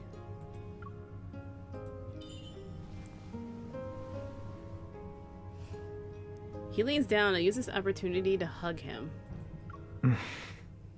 Not kiss him. It'd be chilly once we step outside. Let me warm you up a bit first. Teehee. Can we do this whenever I feel cold? Once we're around other people, you probably won't feel cold anymore. It's always going to be colder outside, no matter how many people are around. What should we do? I hold him tighter. Most people wouldn't put a heating pad where everyone can see it. Like on your lower back or something. I hear Xavier's low chuckle in my ear, his arms tighten around me. Alright. I'll just have to sneak in a heating pad when no one's around. On your abs. I don't need to see Xavier's expression to know that he's in a good mood now. Xavier's temper quickly comes and goes. Such a friggin' brat, my god.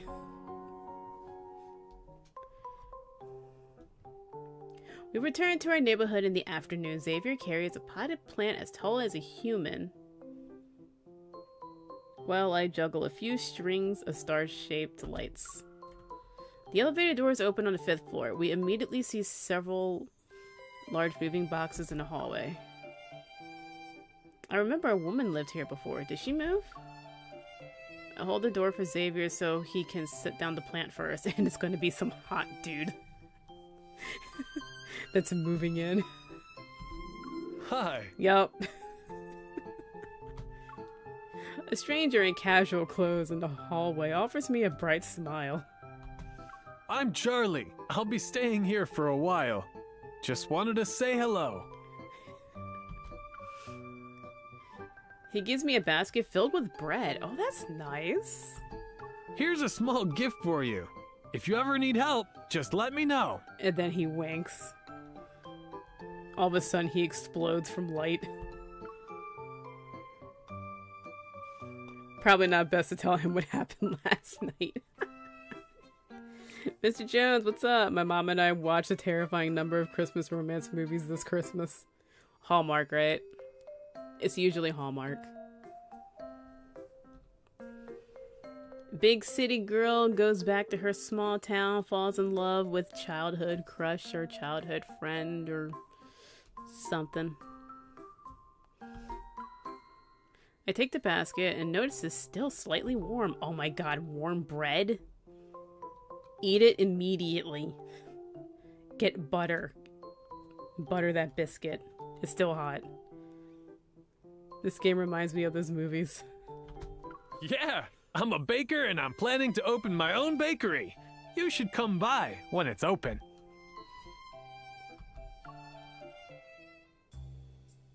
Oh dear. Oh no. It looks delicious. We'll definitely stop by when we have time. Xavier quickly appears behind me. With seemingly flawless politeness, he takes the basket while giving Charlie a small smile as he squints. Oh, hello. You are... I'm also your neighbor. I live upstairs. He's also the neighbor. Ah, nice to meet you. Let me get another basket for you. No, it's fine. We share this. The aggressive stupidity is frightening. It is frightening. No need to trouble yourself. I'll have this with her. Because we're together. Charlie looks a bit confused but nods. Sure. You know, moving to Lincoln was definitely a good idea. The neighbors here are really friendly. Yeah, I don't think you're fooled by Xavier's false politeness. Xavier sounds like Fang, soft-spoken. He grins at us before leaving to greet the other neighbors. The scent of freshly baked bread fills the hallway as I guide Xavier back inside. There's some scenes in this game that would never make it to Hallmark.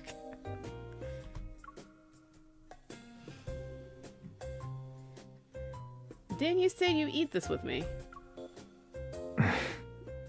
It's fresh, hot, baked bread. Get inside and put some butter on it. God. Watch it melt into the bread. The sky has darkened before we realize it. Xavier and I sit on the sofa as we share the bread. Fresh baked homemade bread with chunky strawberry jam. Ew, he lost me. It's amazing. Freshly baked bread is the best, right? Especially when it's baked by my new neighbor who was a young, attractive man.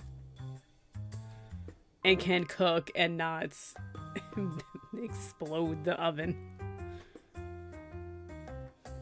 Hallmark movies would be helped by the occasional demonic bloodbath. Now what bloodbath has been here? Yeah. That's maybe not done by Xavier. I think he's about to commit a bloodbath murder.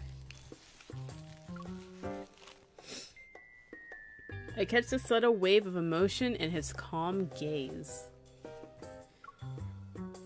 There must be another reason for Xavier's current mood. Are you just... This is the aggressive stupidity. Like, why is he in such a bad mood now? To confirm my suspicions, I decided to test Xavier's reaction. She even knows that he's a little possessive, but still for some reason it's not clicking. And I don't know why. I wonder where a neighbor will open up his bakery. It'd be great if it's nearby. His name is Charlie. It sounds like you're defending him, so what's the problem? He's still our neighbor, though. You talked to another man? Yeah, that's all I did was talk to another man. As expected, the dark cloud reappears over his fluffy hair. Looks like you're getting more neighbors. One fights wanderers with you, and another bakes bread. I'm better because I fight wanderers. And I'm a prince. Just throwing that out there. Are there going to be neighbors who read books, watch movies, and go for walks with you too? Oh my goodness. Ah. This is a lot of work. Seeing hints of lightning flicker through his storm cloud, I wrap my arms around his neck. Samantha, what's up? Red flag, red flag. It's hilarious that Xavier's a red flag and not the leader of a criminal organization. Who gave you his black MasterCard.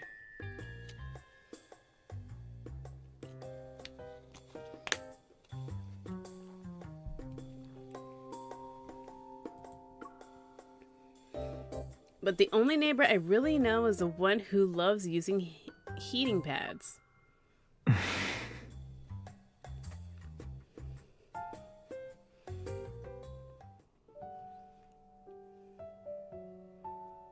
Surprised, Xavier pauses for a moment, then he embraces me and rests his head on my shoulder.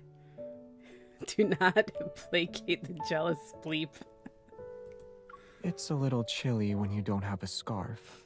Xavier is my fluffy jealous boy. Yeah, I got the card. Did you get any other cards? Because I got Xavier and I got Silas, and I think I'm just gonna stop there. That feels fine for me. I was thinking of wearing a heating pad earlier in the hallway. What does that mean? Is this an innuendo? My fingers thread through his hair. I feel the warmth of his the warmth of his skin as soft, thick strands accompany the space between my fingers. You got Zane? Oh god. I would be pissed if I got Zane.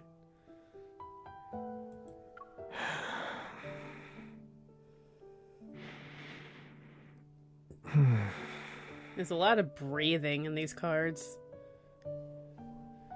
Xavier, have you noticed how your mood swings are becoming more frequent?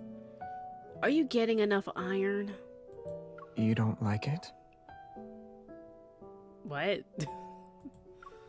I pat Xavier's head. That little dark cloud slowly dissipates in my mind. But I know how to cheer you up, so it's alright. No, not really. It's not healthy. Is it okay if I'm a bit moodier sometimes? Wipe his face.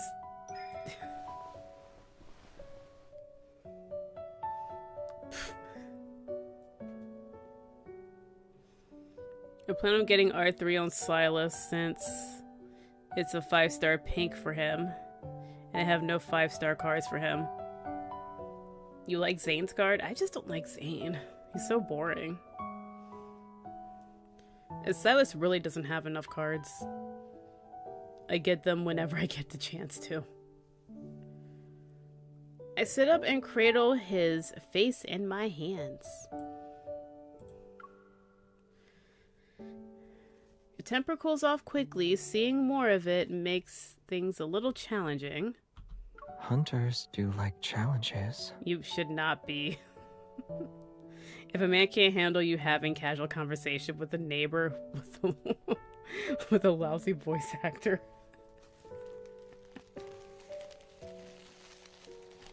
Then what, Mr. Jones?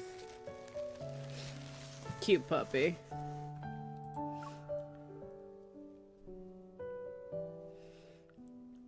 Xavier chuckles, lifts my chin, and leans in to kiss me. Well, that was quick.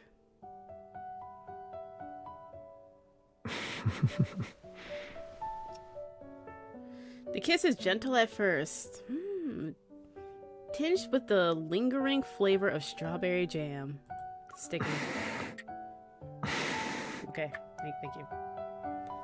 Then the sweetness slowly turns bold as it encapsulates all of my senses. It's as if the sugar triggers something deep within. My mind is enveloped in a pink haze. Zane is a reserved man who loses control. For you. Practically catnip. Xavier's also the controlled man who loses it for you. But not that controlled, especially here. He's not as good as controlling it as Zane is, but he also loses it. But just before that haze could burst into fireworks, Xavier suddenly pulls back. He quietly observes my dazed expression. There. Huh? The temper you spoke of is gone. Just need a kissy kiss. Was that a little more challenging for you now? The restless stir inside of me won't settle down. But Xavier has already gotten up. He's in the middle of putting away the jam and bread. You're leaving already? We have to be at the association early tomorrow, remember? We should go to sleep early. Xavier's a freak, capital F freak, I tell you. Nah, he's cute little baby boy. I saw his cat card. I have his cat card. I didn't do anything with it yet. I didn't see it yet, but I have it.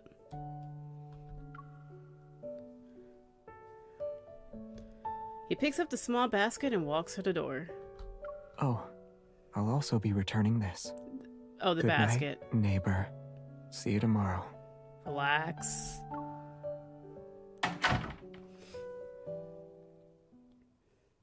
Isn't this guy secretly 1,000 years old and a prince? Yes.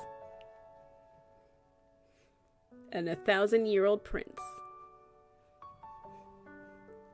After a busy day at the association, Xavier and I return to our neighborhood as the sunset paints the sky. It looks like it's darker than that here, but whatever. As the sun dips below the horizon, the sky deepens into a richer shade of blue. Oh, you're wearing that again. It's been a while since I've seen that outfit. Play it after this, you will see what I mean.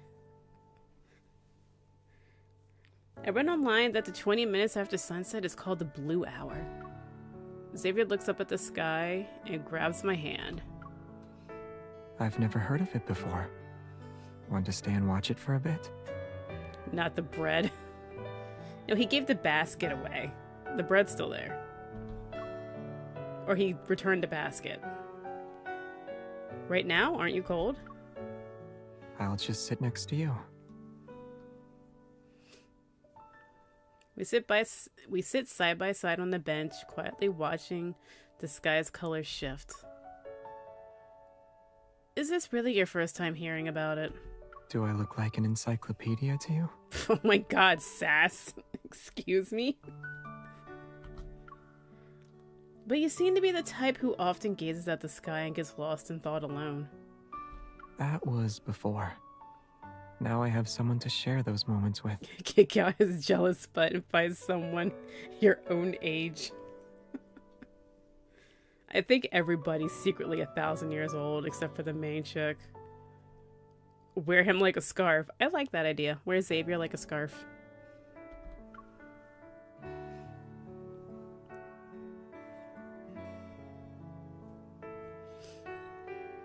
The sky changes from a cool silvery blue to a deep sapphire, eventually fading into a near black darkness. But instead of marveling at the colors, my nerves are ignited by the warmth pressing against me. You look like a snack. Or maybe they've been restless since last night. Are you cold? Should we head back? Xavier turns his head, his breath condensing as he speaks. It's not entirely dark yet, and you're warmer than me. Then let me be your heating pad this time. Take a seat on the heating pad. He pulls me into his arms and rests his chin on top of my head. How do you deal with your temper when I'm not around? He probably just stabs something. I forget. He blacks out and stabs something. Do you not want to tell me? He slightly tilts his head and shakes it with a serious look. I genuinely don't remember. It doesn't happen often, maybe just a few times.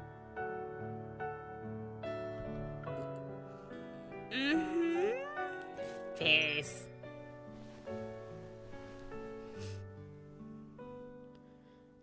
I hold his chin and playfully move his head side to side as I pretend to examine him. This easily provoked version of Xavier is new to me. I think I need to do a proper examination. That I learned from my doctor. I guess it's because I hadn't found my trigger yet. We know what the trigger is. Even if the trigger is pulled, it won't stir my emotions. If there's nothing that truly touches my heart.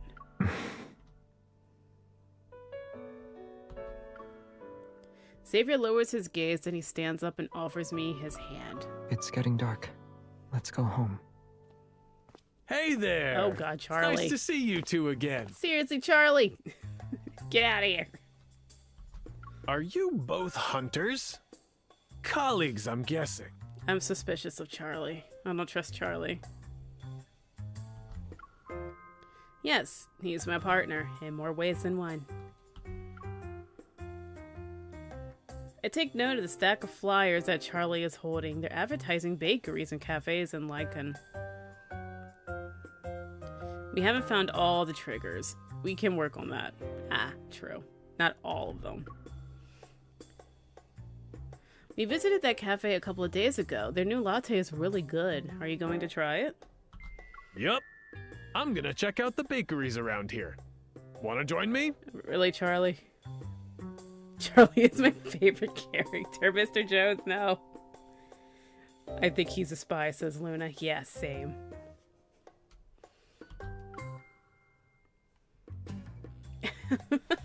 Hand on the hip. Striking a pose. Someone disappears every time he loses his temper. Exactly. Xavier's hand, extended in midair, suddenly pulls me close. Thanks, but we're going together. Huh? You can join us too. It'll be the three of us. Oh my god, Charlie. Do you want to die? Xavier gives him a friendly smile. That's definitely the smile of a killer.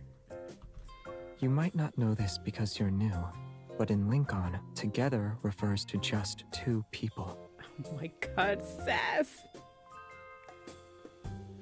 I bet Charlie doesn't even wear a suit. And I get my back cracked. So somebody gotta go. My Zavi has his reasons. That's true. He then leads me straight into the apartment building. Come on, man, let them kiss. They already kissed. Last night. Holding my hand, Xavier strides to the door of my apartment and effortlessly unlocks it with his fingerprint. Now you're taking the initiative. My mumbling didn't escape his ears. Special circumstances. This is a special circumstance. The baker neighbor. After the door closes, Xavier seems to relax a bit, the tension in his demeanor easing. We change out of our uniforms because he has spare clothes over there. I can't help but break the silence. Oh, okay. You wanna finish? Wanna finish putting that on? Charlie is next. You know Charlie's a total snack.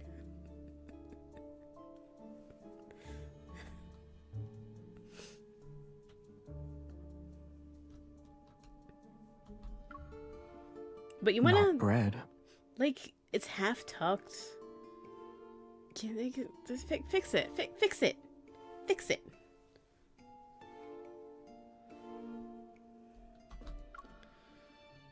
You've acted like this before, but I feel like it's happening more frequently. What do you think? He looks down at me, and a shadow of something dark appears in his eyes. Do you want me to go back to how I was before? Meaning what? Oh, it's taken a while to load. I want to understand what changed you. You know what would be great for dinner? Charlie's bread. Mr. Jones. Stop causing trouble.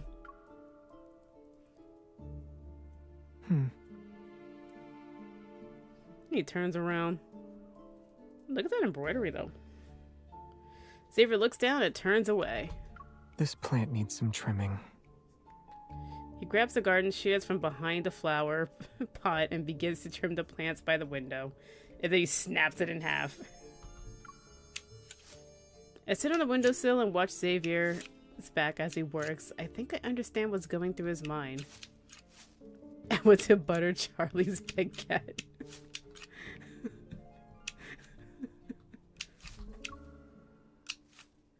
But that dark cloud is right there, as if waiting for me to clear it away. The lights downstairs are on now. Come and take a look, Xavier. Shouldn't we also turn on our lights? The only response is a soft snap, just cutting the branches. Snip, snip, snip.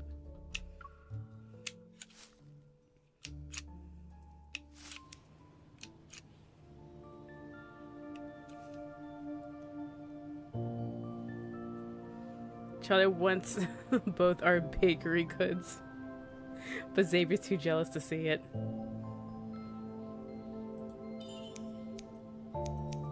He's still upset at this rate. That went by so quickly. Touch his butt. Smack it. Smack that booty. Or that. Just kick him. Pay attention to me, kick. We'll take your frustration out on the plants. Oh, okay. Where should I put it then? What are we talking about? Your frustration? Or something else?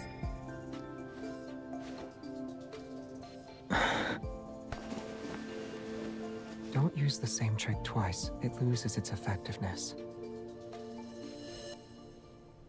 Okay. What are you suggesting? Wait, this is after work. Where do these clothes come from? Mr. Jones, what's wrong? Punish?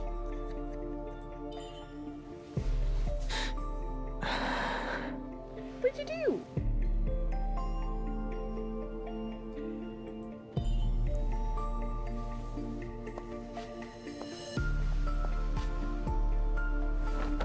Didn't you say I shouldn't take it out on the plants? What exactly did I do wrong? Oh God. Not by the window. Are you pretending to be mad, Xavier? I've only pretended not to be. Mad? Are you mad now? What's happening?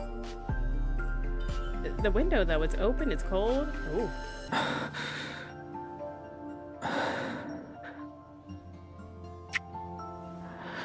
Oh, that's such a nice dress. That depends on who I'm with. Whoa.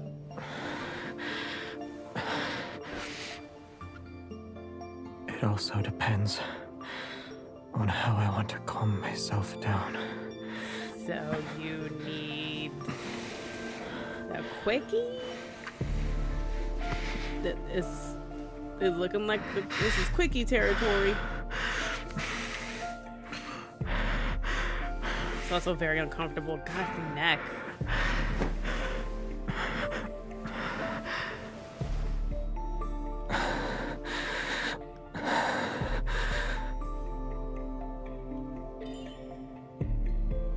I agree. Something's It's off very today. strange.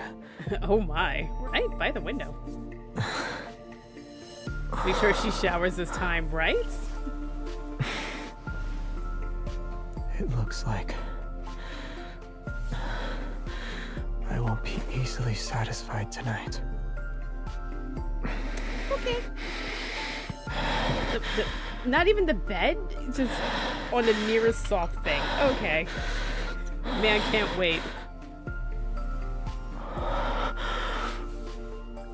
Are y'all having a quickie here and now? Apparently. Told you Xavier is a freak. Look, Xavier is just resourceful. Don't need a bed. You could just, you know, use the window. Use the chair. That's all. Don't need a bed.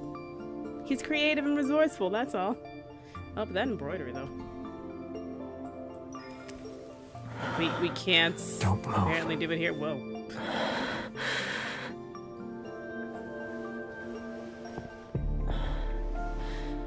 You said you'd leave me alone if I pushed my luck, right?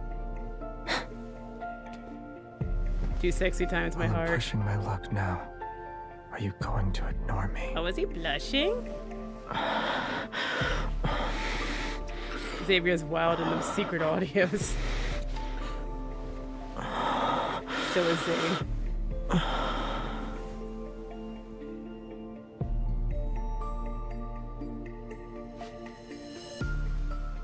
Oh, they definitely did it. Is he sweating? He's not even... I mean, maybe? Is that sweat?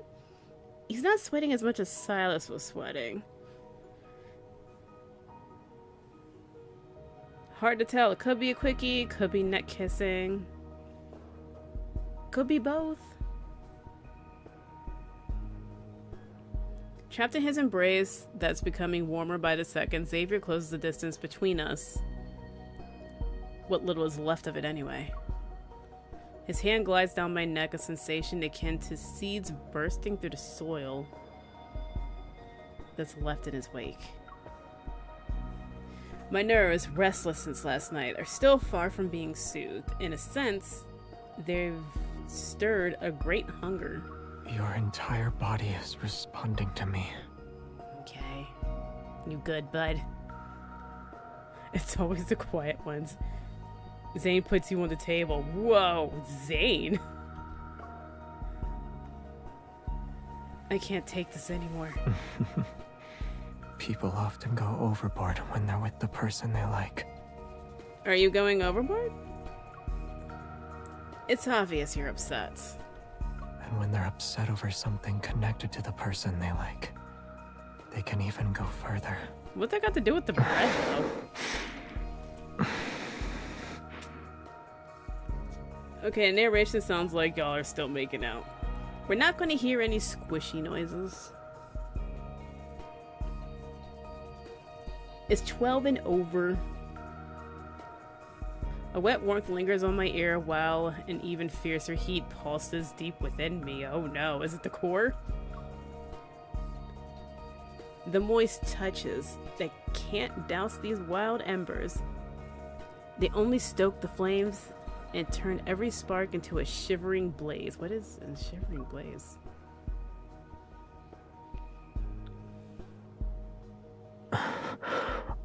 There's daily recommendations behind you. The pink haze from last night, which had abruptly ceased, slowly creeps back into the depths of my mind. It penetrates my body with every motion he makes.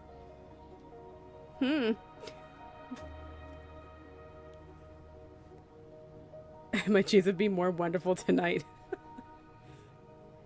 Xavier loves bread. Geese killed his family. Something killed his family. A tingling sensation radiates from where we're connected, feeding the ravenous hunger inside my body. Connected, it says. The thrill surges like crashing waves. My fingers tremble. The oncoming tide entices, right? And terrifies me. I find myself wanting to flee, but that only drives him to pursue me with greater intensity. No, that's just straight fucking. Don't go. The dim light in the room blurs into a mesmerizing flecks of color as my vision becomes unfocused. Sounds that refuse to be silenced echo throughout the space. Oh god, your neighbor can hear it all. The baker is hearing all this. I struggle to lift my head, dazed as I gaze at his face, where his longing is as clear as day. Xavier. He sprayed up the walls.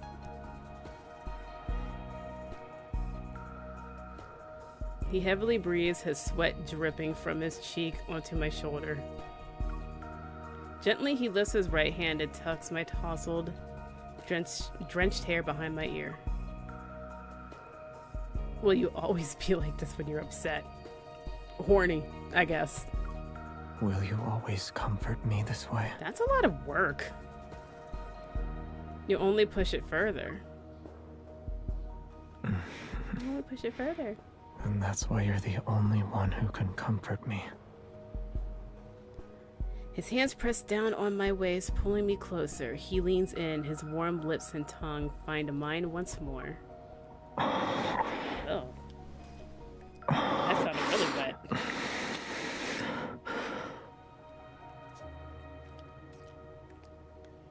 The kiss is neither aggressive nor dominating. Rather, it's tender and loving, entangled in a deep embrace. My chest feels his intense heartbeat that's perfectly in sync with mine. It's like a sweeping wave crashes over a large reef. This is not Raphael. Let's not use sea metaphors here. Stars. He's about light in the stars. Use those metaphors. Hello. Where are we now? The night's just getting started. Okay. After what felt like an eternity, we collapse onto the bed. Breathless, we face each other. The light from the living room seeps in, casting a soft glow around his silhouette. I gently trace his face with my index finger. Xavier, why do you think I'll leave you?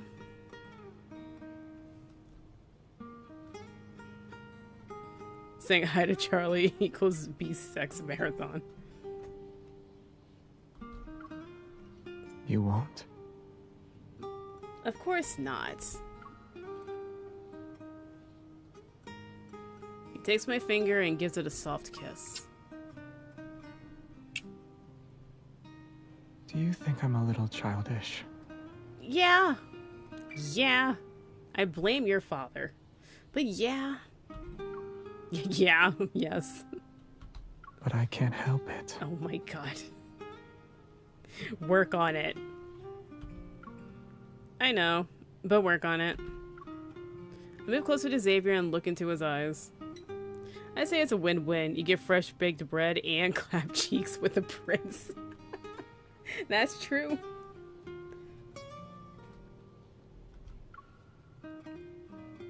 Only one neighbor can open the lock to my apartment, and his name is Xavier.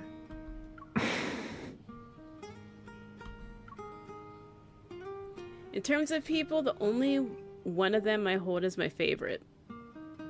Only one of them, only one of them I hold as my favorite. His name is Xavier. And there's only one person whom I'll never leave. His name is Xavier.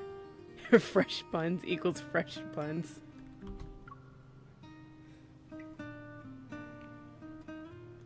When I'm like this, does that make me as childish as you? The equation balances out. It does. That's science right there. Gotta come up with a formula to make it equal.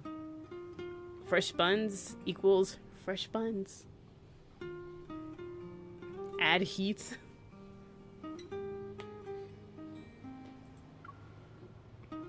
Xavier presses his forehead against mine and whispers into my ear. As long as I'm like you, that's enough. Okay. Childish, brave, and loved. I want to be just like you.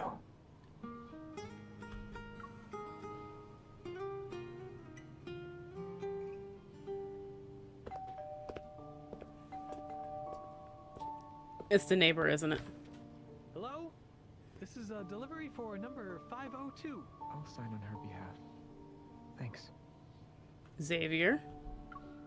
Did you guys bathe? The one set of buns get that special sauce. As soon as I wake up, last night's lingering memories come rushing back.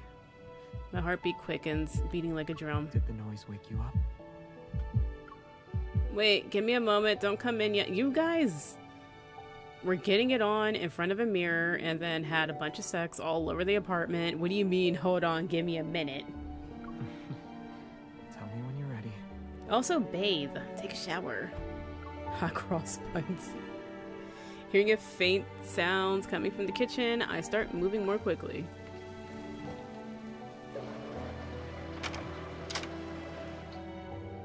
As I open the bedroom door, I find a exquisite gift box placed on the ground. I haven't bought anything in the past few days. Curious, I open the gift box to find two identical scars of the same color inside. I pause before picking up one of them. The soft, fluffy texture immediately reminds me of someone. A card falls out of the scarf and I instantly recognize his familiar handwriting. Apparently he has really nice handwriting. All these changes are because of one person. I want your attention now more than ever, and everything about you has a greater effect on me. Sometimes it surprises me how much I've changed. I barely recognize myself anymore. But if you don't mind these changes, then I'd like to stay as the current Xavier. Will that be okay? This is not healthy.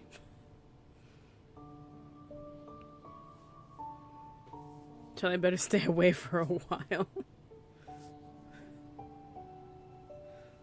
So Xavier can restore his chi?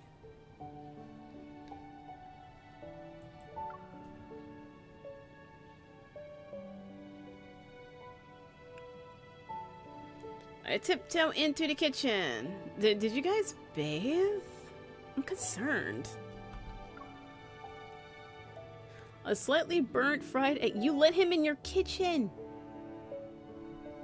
Don't let him in your kitchen. An oddly colored juice sit on the table, but nothing can ruin my mood right now. What did he do to the juice? Wait, did you do the shoes?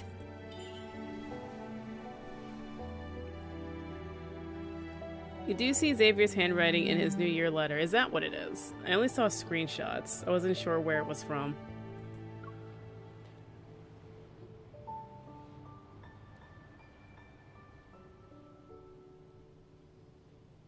Xavier turns around, gently touching the scarf, his eyes squinting into crescents.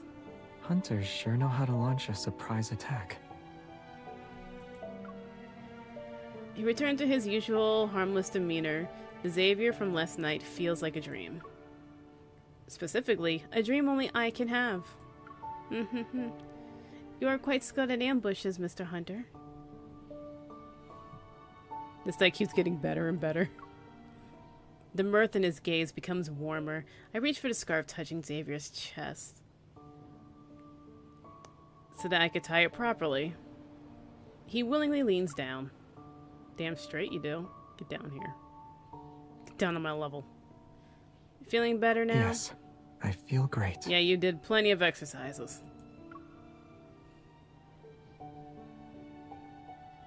It's a special gift that you can read in the with him section. Desk thingy, I think. Don't let him, yeah, don't let Xavier cook. Don't let him in your kitchen. Do not let him cook. He'll either burn it down or burn the food. Something's burning. Don't let him in the kitchen. The man's a prince. don't, no, God. Charlie does live next door now. Xavier's going to be tired. As soon as I finish speaking, I grab the ends of the scarf and give them a tug. Confused, Xavier looks at me. Pat him on the head because he needs it.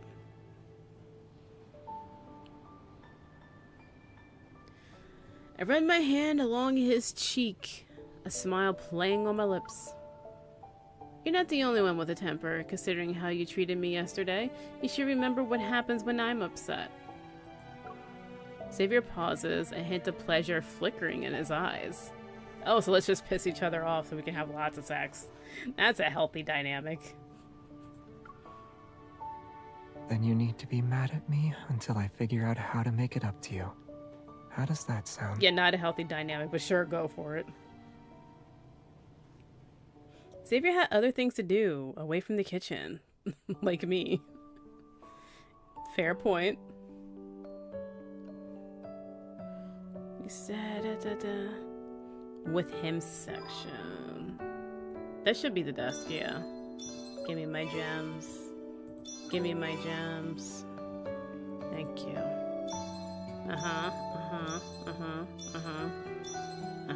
Nice.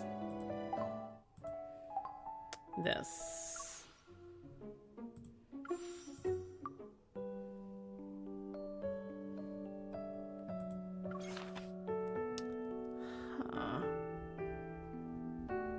Stuff that I never look at. That's last year.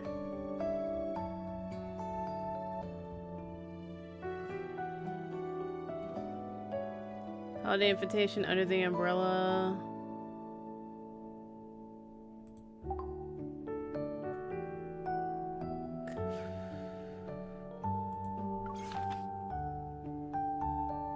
Age, question mark, question mark, question mark. Workplace, question. We work with him. What? What do you mean? Custom? I mean... The letter is an item that you put on the desk. Okay.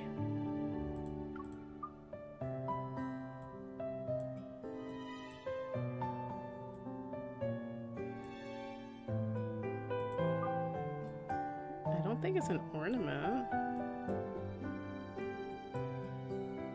I guess I go to my items to look at it. This is decor. That's not it.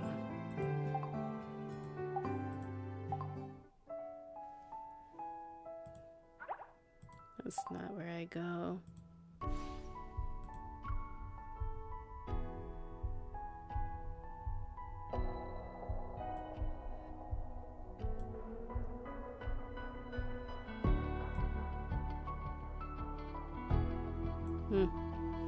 I'll figure that out later. You get it in the game mail and it shows up in the desk thing. Game mail. Oopsie, which is this?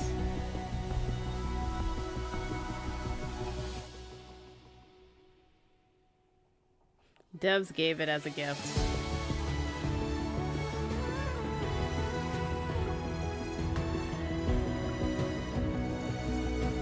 You received a letter. Oh, this. Okay.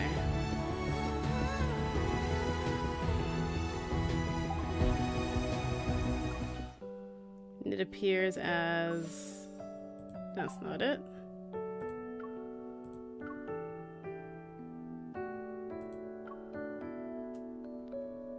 No, go back. Items, I guess a hanging thing.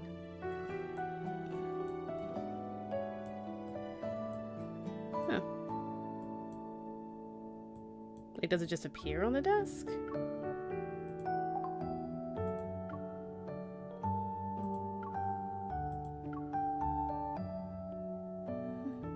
I got it, but I don't know where it is, really.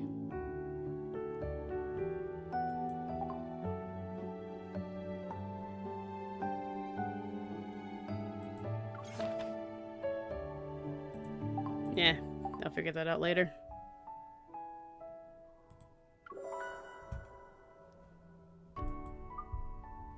Oh, what, kitty cat one? I got floof attack. Apparently he's freaky here too.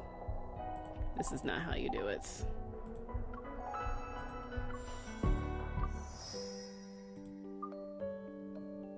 I also got this one with the piano.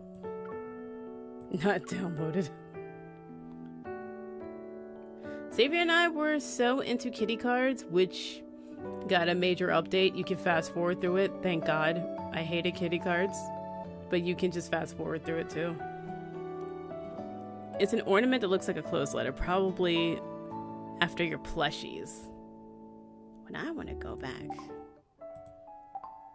I wouldn't think it would be with the plushies.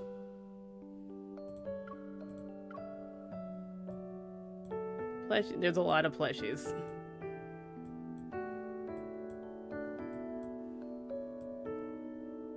That's not it.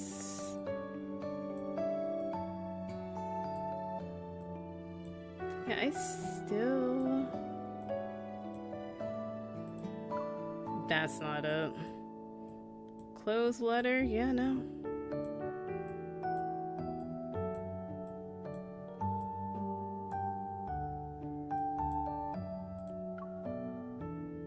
Event? Gifts?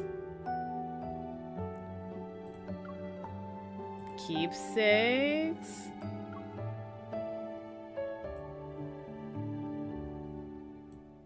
That can go.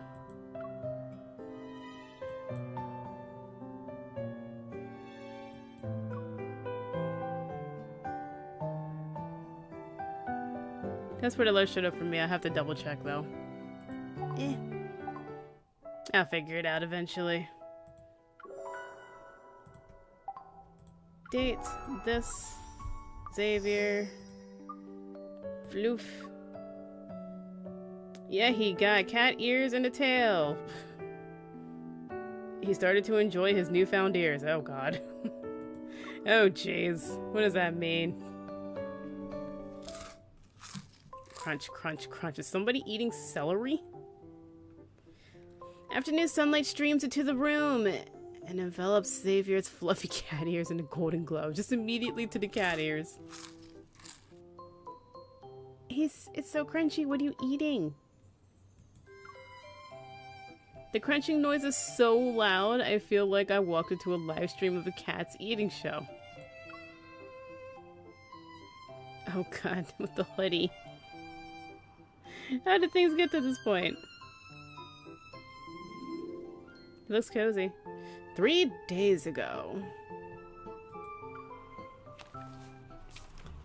It is so windy, Jesus. You won again? How? It was a close match. You beat me 34 and I had like 12. I never seen you play so well before. Did you and the evil cats plan this? Meow, meow, meow. Honestly, I doubt you could keep your win streak. Those last few games don't count. Let's do another 300 rounds.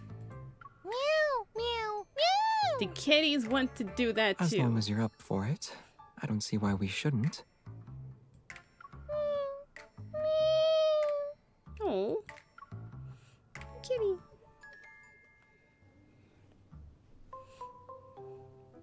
We kept playing until the evil cats were exhausted. Only then did we leave the cat cafe.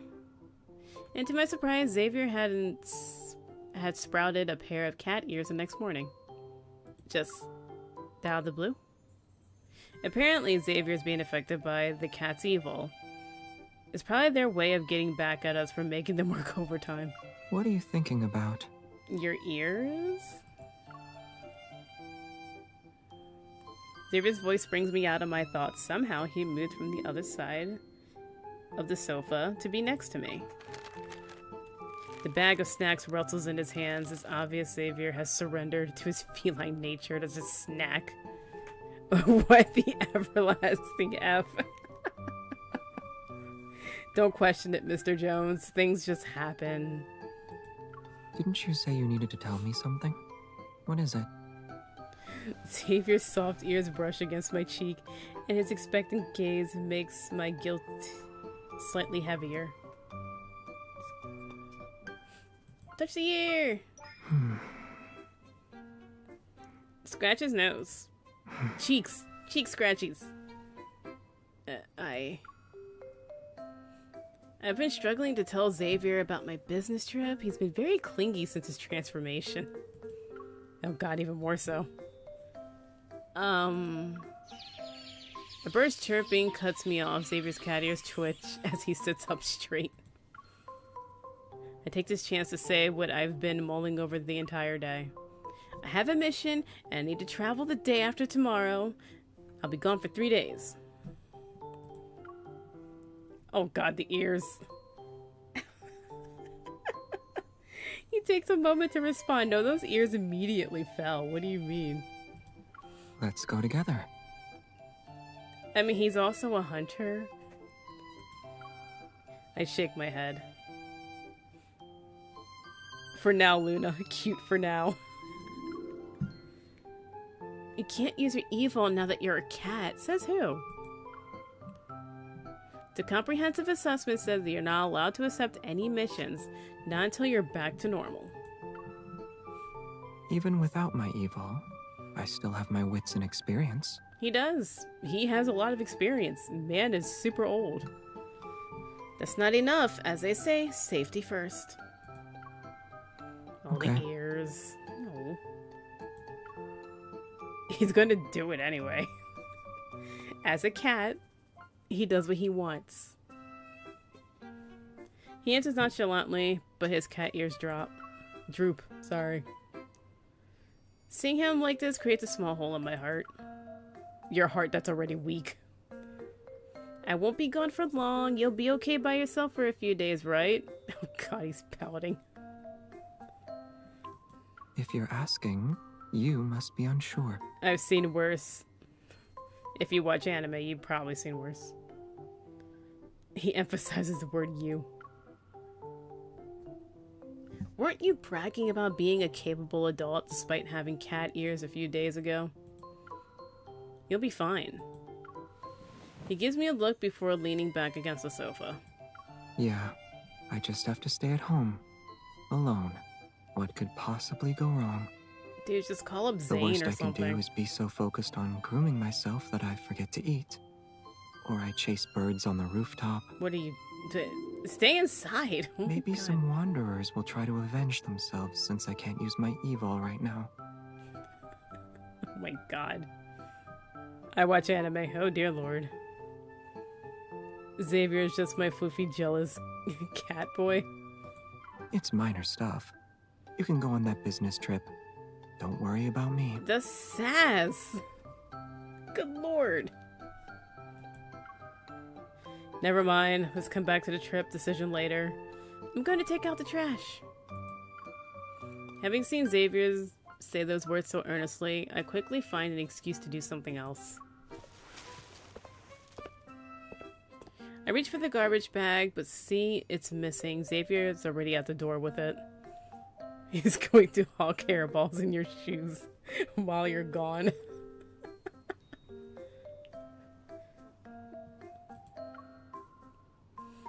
Are you actually going to accompany me as I take out the trash?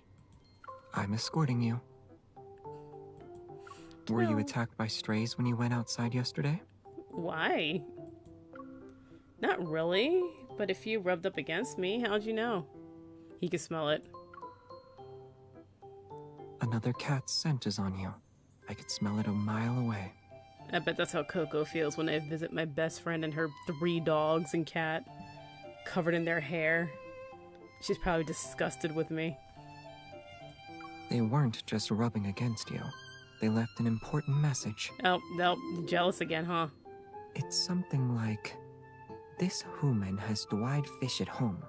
We must deceive and rob her of all the fishies tomorrow. Don't use that voice. A cat's nose is sharper than a human's. Come on, let's say hello to them. You're going to, like, kick them across the street or something. Let's not. Oh god, first Charlie and now the cats. Yup. Jealous of the cats, jealous of Charlie and his baking skills. Good grief. Don't let him meet any of the other guys. Over the next few days, Xavier is very insistent about escorting me around. He's practically glued to my side even as I pack my bags at home. I need another one. Xavier, can you get the gray bag for me? It's in the living room. Xavier doesn't respond. Completely ignoring you. When I turn, I see him sneaking to the door. He's holding 2 bags I just packed. Xavier, drop it. He stops in his tracks. What is it? Oh my god. That man is gonna pee in all your corners. I'm doing the thing. I'm doing the thing. There we go. I quickly approach Xavier, who hurriedly hides the bags behind him. Didn't we agree yesterday that you stay home while I'm away? Why are you going back on your word? Yesterday was yesterday. Can't we make a new agreement today? Oh my god, he's even worse than before. Of course not. Even if I hide all my stuff, I'm still going. Or even if you hide all my stuff, I'm still going. He needs a timeout. He does. But what is a timeout for cats? Okay. I hold up my hand to Xavier. Xavier reluctantly gives my bags back. Did you hide anything else? Nope. Yes, he did. He did. He so did. Are you sure? Yep. He did. Look for more bags. Bad boy, bad. Get a spray bottle. I pull up my watch's search interface and locate my phone.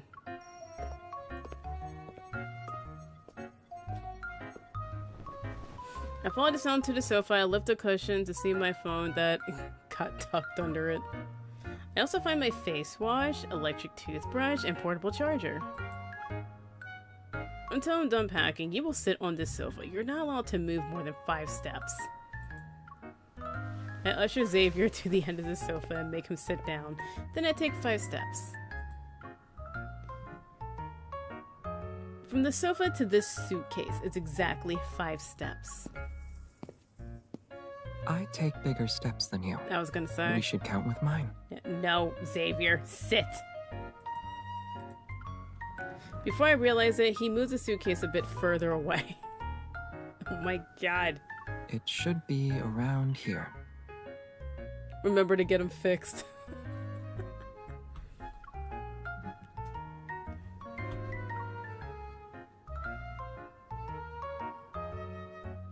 With no more interruptions from Xavier, I quickly check to see what items I still need.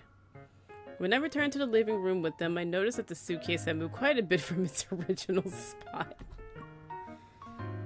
Did the suitcase grow legs and walk 5 steps? Xavier, who's close to it, nods. I finish packing and close the suitcase. I see Xavier's face darken. Oh no.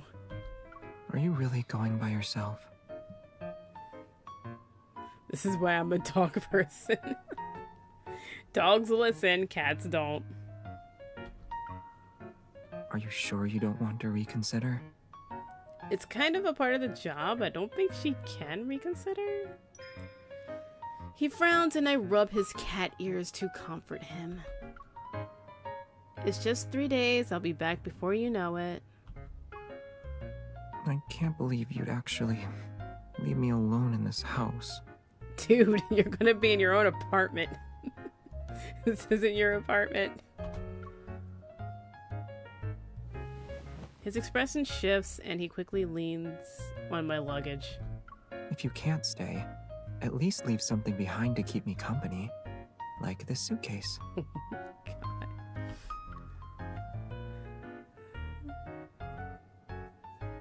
Xavier. It's time to see if this suitcase will work as a pillow tonight. Good night.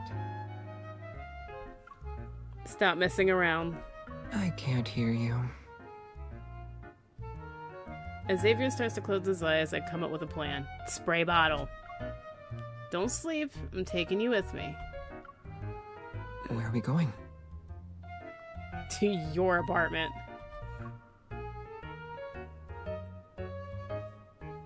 We can foster family for cats, and Xavier, who's now a cat, the airport. Really? Is there, like, an animal daycare?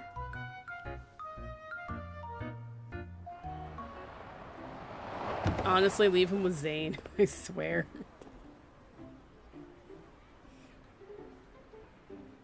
Taxi comes to a stop by the side of the street. I open the door and help a groggy Xavier get out. We're already there? Oh. She tricked him.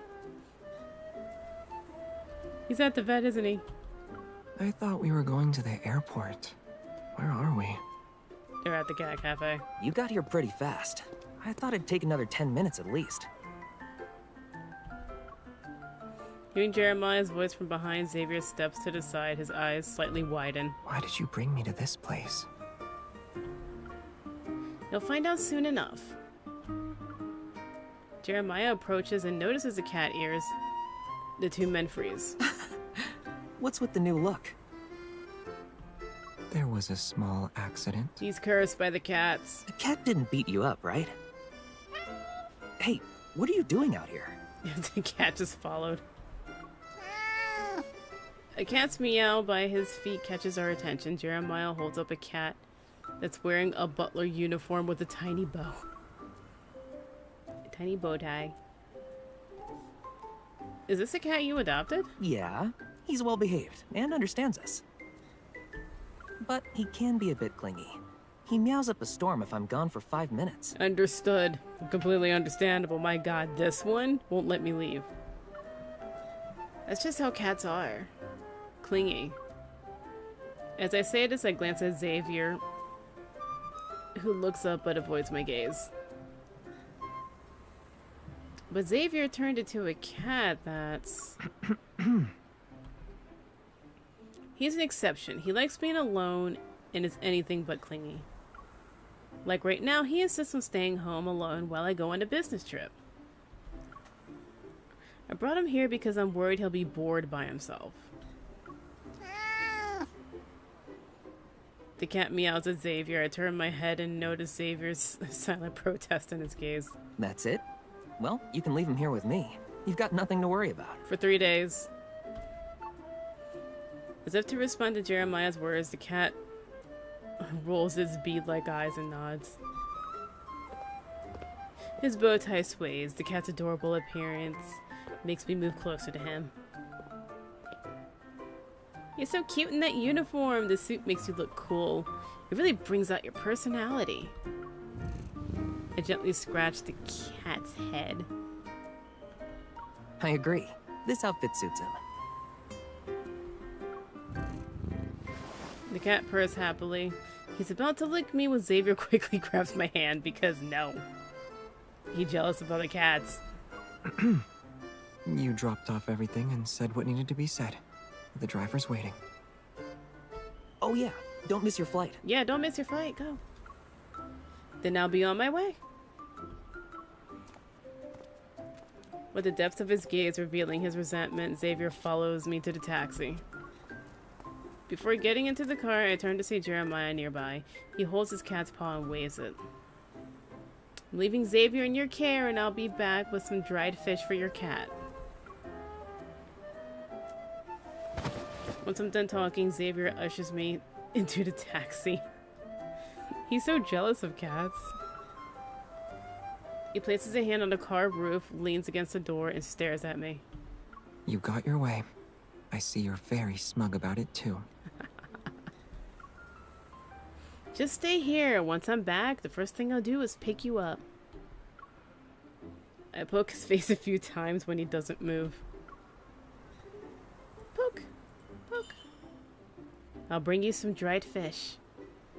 That's not what I want. Oh, he's not what he wants. What does he want? Does he want some buns?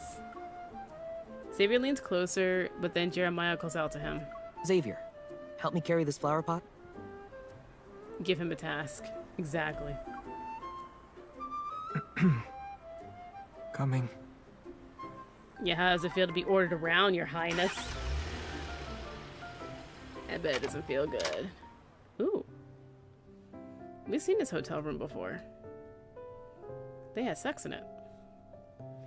The mission progressed better than I expected. After another day draws to a close, I head back to my hotel room. The room is quiet. A gentle breeze rustles the curtains as it flows through a gap under the window. The untouched table and neatly packed suitcase suddenly makes this place feel empty. It feels weird not having Xavier around. Even though he's been a cat for only a little while, I miss his mischief. I haven't heard from him in a long time. I hope he's not too busy playing with that cat. He didn't forget me, did he? He could still be pissed at you. With these thoughts in my head, I reach for my phone and call Xavier. Why isn't he answering? Well, it rang once. Since Xavier isn't picking up his phone, I have no choice but to call Jeremiah. Hello? What's up? Hey, is Xavier good? Is he behaving? Sure thing. Looks like he's asleep. Xavier! It's okay. Let him rest. I just wanted to see how he's been. Is he upset or messing around? He's doing fine. He's eating well, sleeping well, and he's getting along great with the cat. Oh my god. It's like he's pet sitting.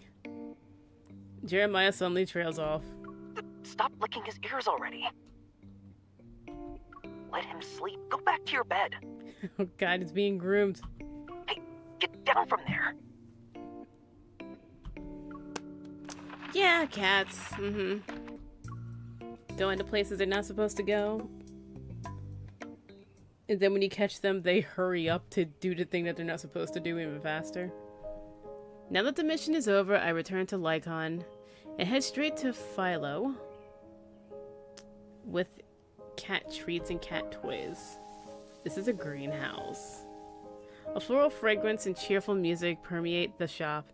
Jeremiah sits alone on a stool. He's trimming some flowers. Oh? Oh my god. You're back so soon? You have your own figure. Who the hell is this dude? He's important enough to get his own thing. I managed to get on a flight that had an earlier departure time.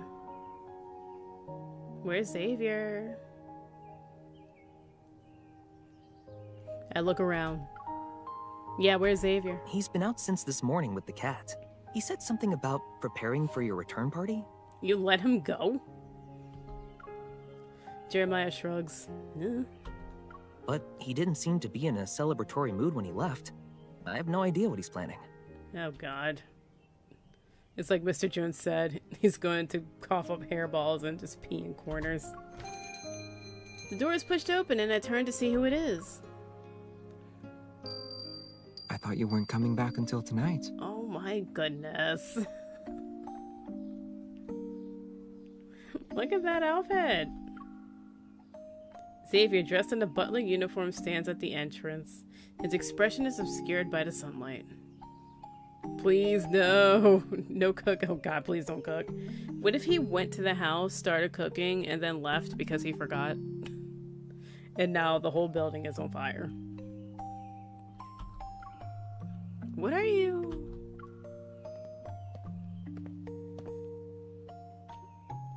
He glances at me as he steps inside. I notice what he's carrying.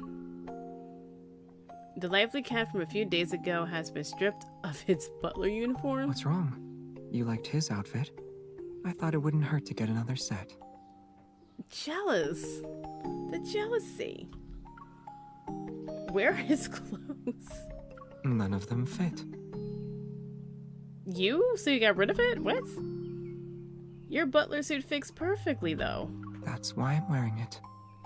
Are you saying the cat got fat? What's going on? The cat in Xavier's arm reaches for his ears, but before I can say anything, Xavier quickly catches the little ball. Are you using the same old trick again? You should try something new. You or me? Who's the slow one here? Are you arguing with the cat? Jeremiah, who's pitying his cat, carefully puts down his shears. He's just playing around.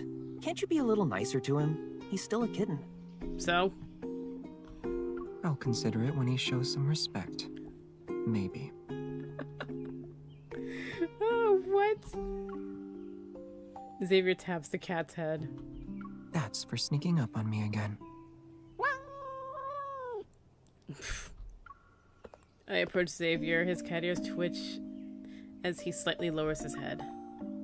With Jeremiah still around, I hesitate. Then I reach out towards the lower pair. The cat cradled in his arms. As soon as I reach out, Xavier lets go of Jeremiah's pets. The cat scampers away. You don't need to beef with the kitty. He's beefing with that cat. He's beefing with anybody. He's beefing with that cat. He's beefing with stray cats. He's beefing with the baker neighbor. He's beefing with everybody. The door opens and two customers walk in. Jeremiah quickly gets up to greet them. Good afternoon. What flowers are you interested in? Roses. Xavier picks up the spray bottle and heads to the greenhouse in the back. We have a few plants here that need to be watered. Do you want to help out? Are we gonna have sex in the greenhouse?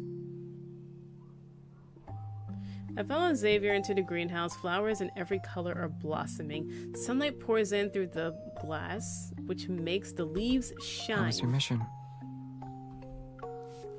Xavier turns to me as he asks this question. He watches the water drip from the flower pot. Everything went well. It's just I miss having my partner around. Took me a while to get used to it.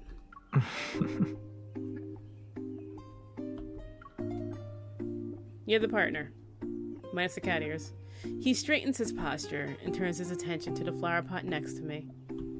I guess you won't be so quick to abandon your partner next time, right? Oh my god, dude. He says with a knowing look. Looks like the cat I gave a foster family is holding a grudge against me. I was too busy eating, messing around, and napping. I didn't hold a grudge. But now that you're back, I'm pissed.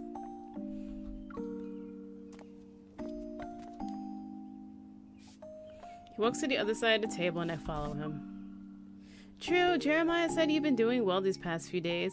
You slept and ate without any issues. I don't know about the butler outfit, though. I place my hands on a wooden table and lean towards Xavier's shoulder. Are you so busy that you can't hold a grudge? Or did he have too much fun to the point where you forgot about me? Ooh, the music. Suddenly he faces me. And because he's close, I can see the slight tremble in his eyelashes. Not the eyelash tremble, this is serious. He aims the spray bottle at me as if he's about to spray me. What do you think? Sprayer. Not getting an answer he wanted, he playfully sprays the water above my head. A mist descends and wets his cat ears. Oh no, you got your ears all wet. I try to help him wipe off the droplets, but he moves out the way. I grab only air. Oh, he mad at you. You're the one who forgot me. He mad. The first thing you did when you came back was put dried fish on the counter. And then you pet other cats. Still jealous of the cat.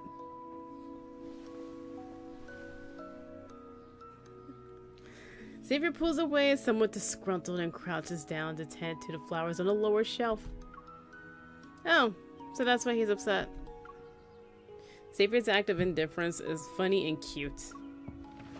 I pull over a chair, sit down, and take an item from my bag. It's for Xavier. I didn't forget your gift. Which is, I don't know what it is.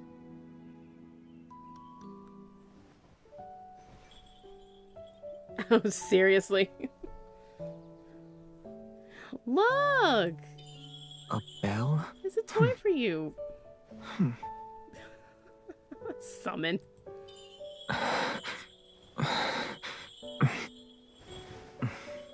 I'm pretty sure you got what you wanted. Why are you still shaking it? I haven't actually, but I'm getting close to it. Touch. And got it. So you remembered to be gentle with my ears. Oh my goodness, the pouting. Touch. I'm touching. What? I am like clicking. There we go. Why do you keep pushing your luck when you find an opening? Oh, that's him, not me. Why do you keep pushing your luck when you find an opening? Whoa, whoa. Why the heavy breathing? We don't stop halfway when it comes to these things, right? Keep touching. Good lord.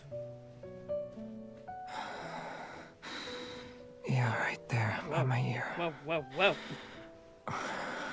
And then, really licking? Chill. Because another cat did that. But even if I like it, I can't forgive you for abandoning me, not yet. Your Honor, that man is freaky. Is he freaky or is he just being cat-like? You could tell me something, I don't know what's best. Not like this. Tickle? What? Really? Chin scratches? It's nice. But this isn't what I'm looking for. You're good at dealing with cat butlers. Whoa. You don't need any hints, right? It's not a typical thing I deal with. I'm never going to be able to pet my cat again. Oh, just pet the kitty. It's fine. Scratch him. That's not a scratch.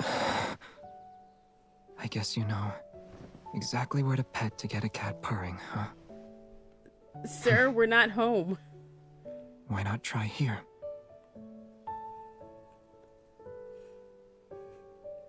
Straight to the point.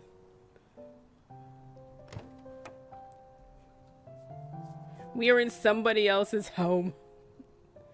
Let's do this elsewhere. Shadows elongate under the late afternoon sun. The cat, feeling refreshed from a nap, squeezes in through the greenhouse doorway. Your Honor, that man is freaky.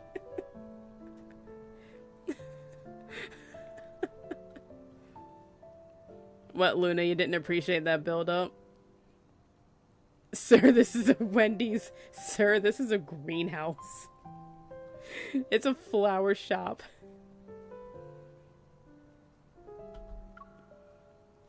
Xavier sits cross-legged on the floor. He leans against my leg while I fix his tousled hair. What the hell did you guys do to tousle his hair? All you did was touch his doodle. Yank his... I don't, God, is there like a metaphor here with like cats? Something with cats? I don't know.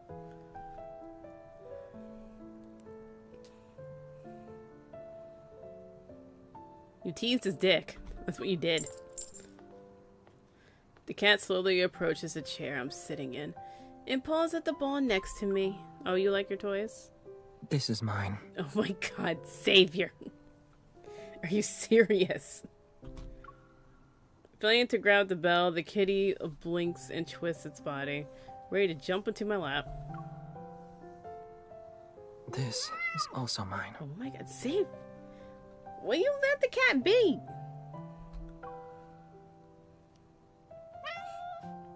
Xavier intercepts the cat mid-jump by grabbing his scruff and placing him back on the ground. Let the cat chill. After assessing the situation, the cat loafs by my feet. My cat will still jump up. That's better. You two have finally reached an understanding. Jeremiah knows what went down in that flower shop. The happiness is overflowing. After a moment passes, Xavier suddenly remembers something. Right. More freaky stuff. He gets up and takes a small flower crown from the trellis. What's that? His gaze shines in the sunlight as it meets mine. I made it for you. For when you return to me. His expression remains calm, but his cat ears slightly perk up. Humans miss each other when they're separated. You especially.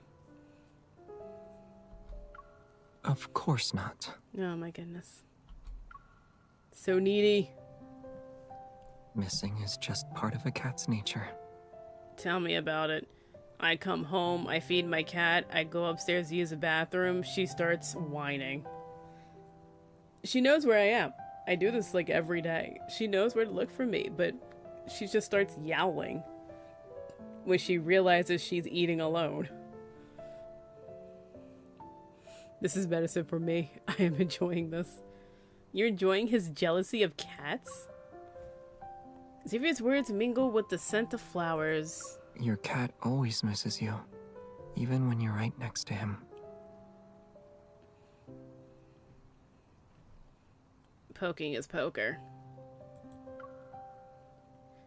Attached to one of the corners is a handwritten note. It reads, in the language of flowers, this means I miss you. Oh my goodness. So dramatic. So dramatic about everything. He's so... I did not expect him to be so jealous. He's also really sassy. Like, damn. The sass of this man is unexpected.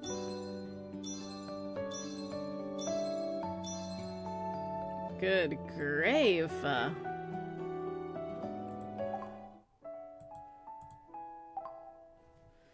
Well, it's been almost 3 hours, Xavier's. Read as Xavi? Okay, Xavi's jealousy is so cute. Jealous of the cats, of the bread baking neighbor. Like, my god. But coming up on 3 hours, I think is a good place to cut it. Got two very, very steamy things. And another one that was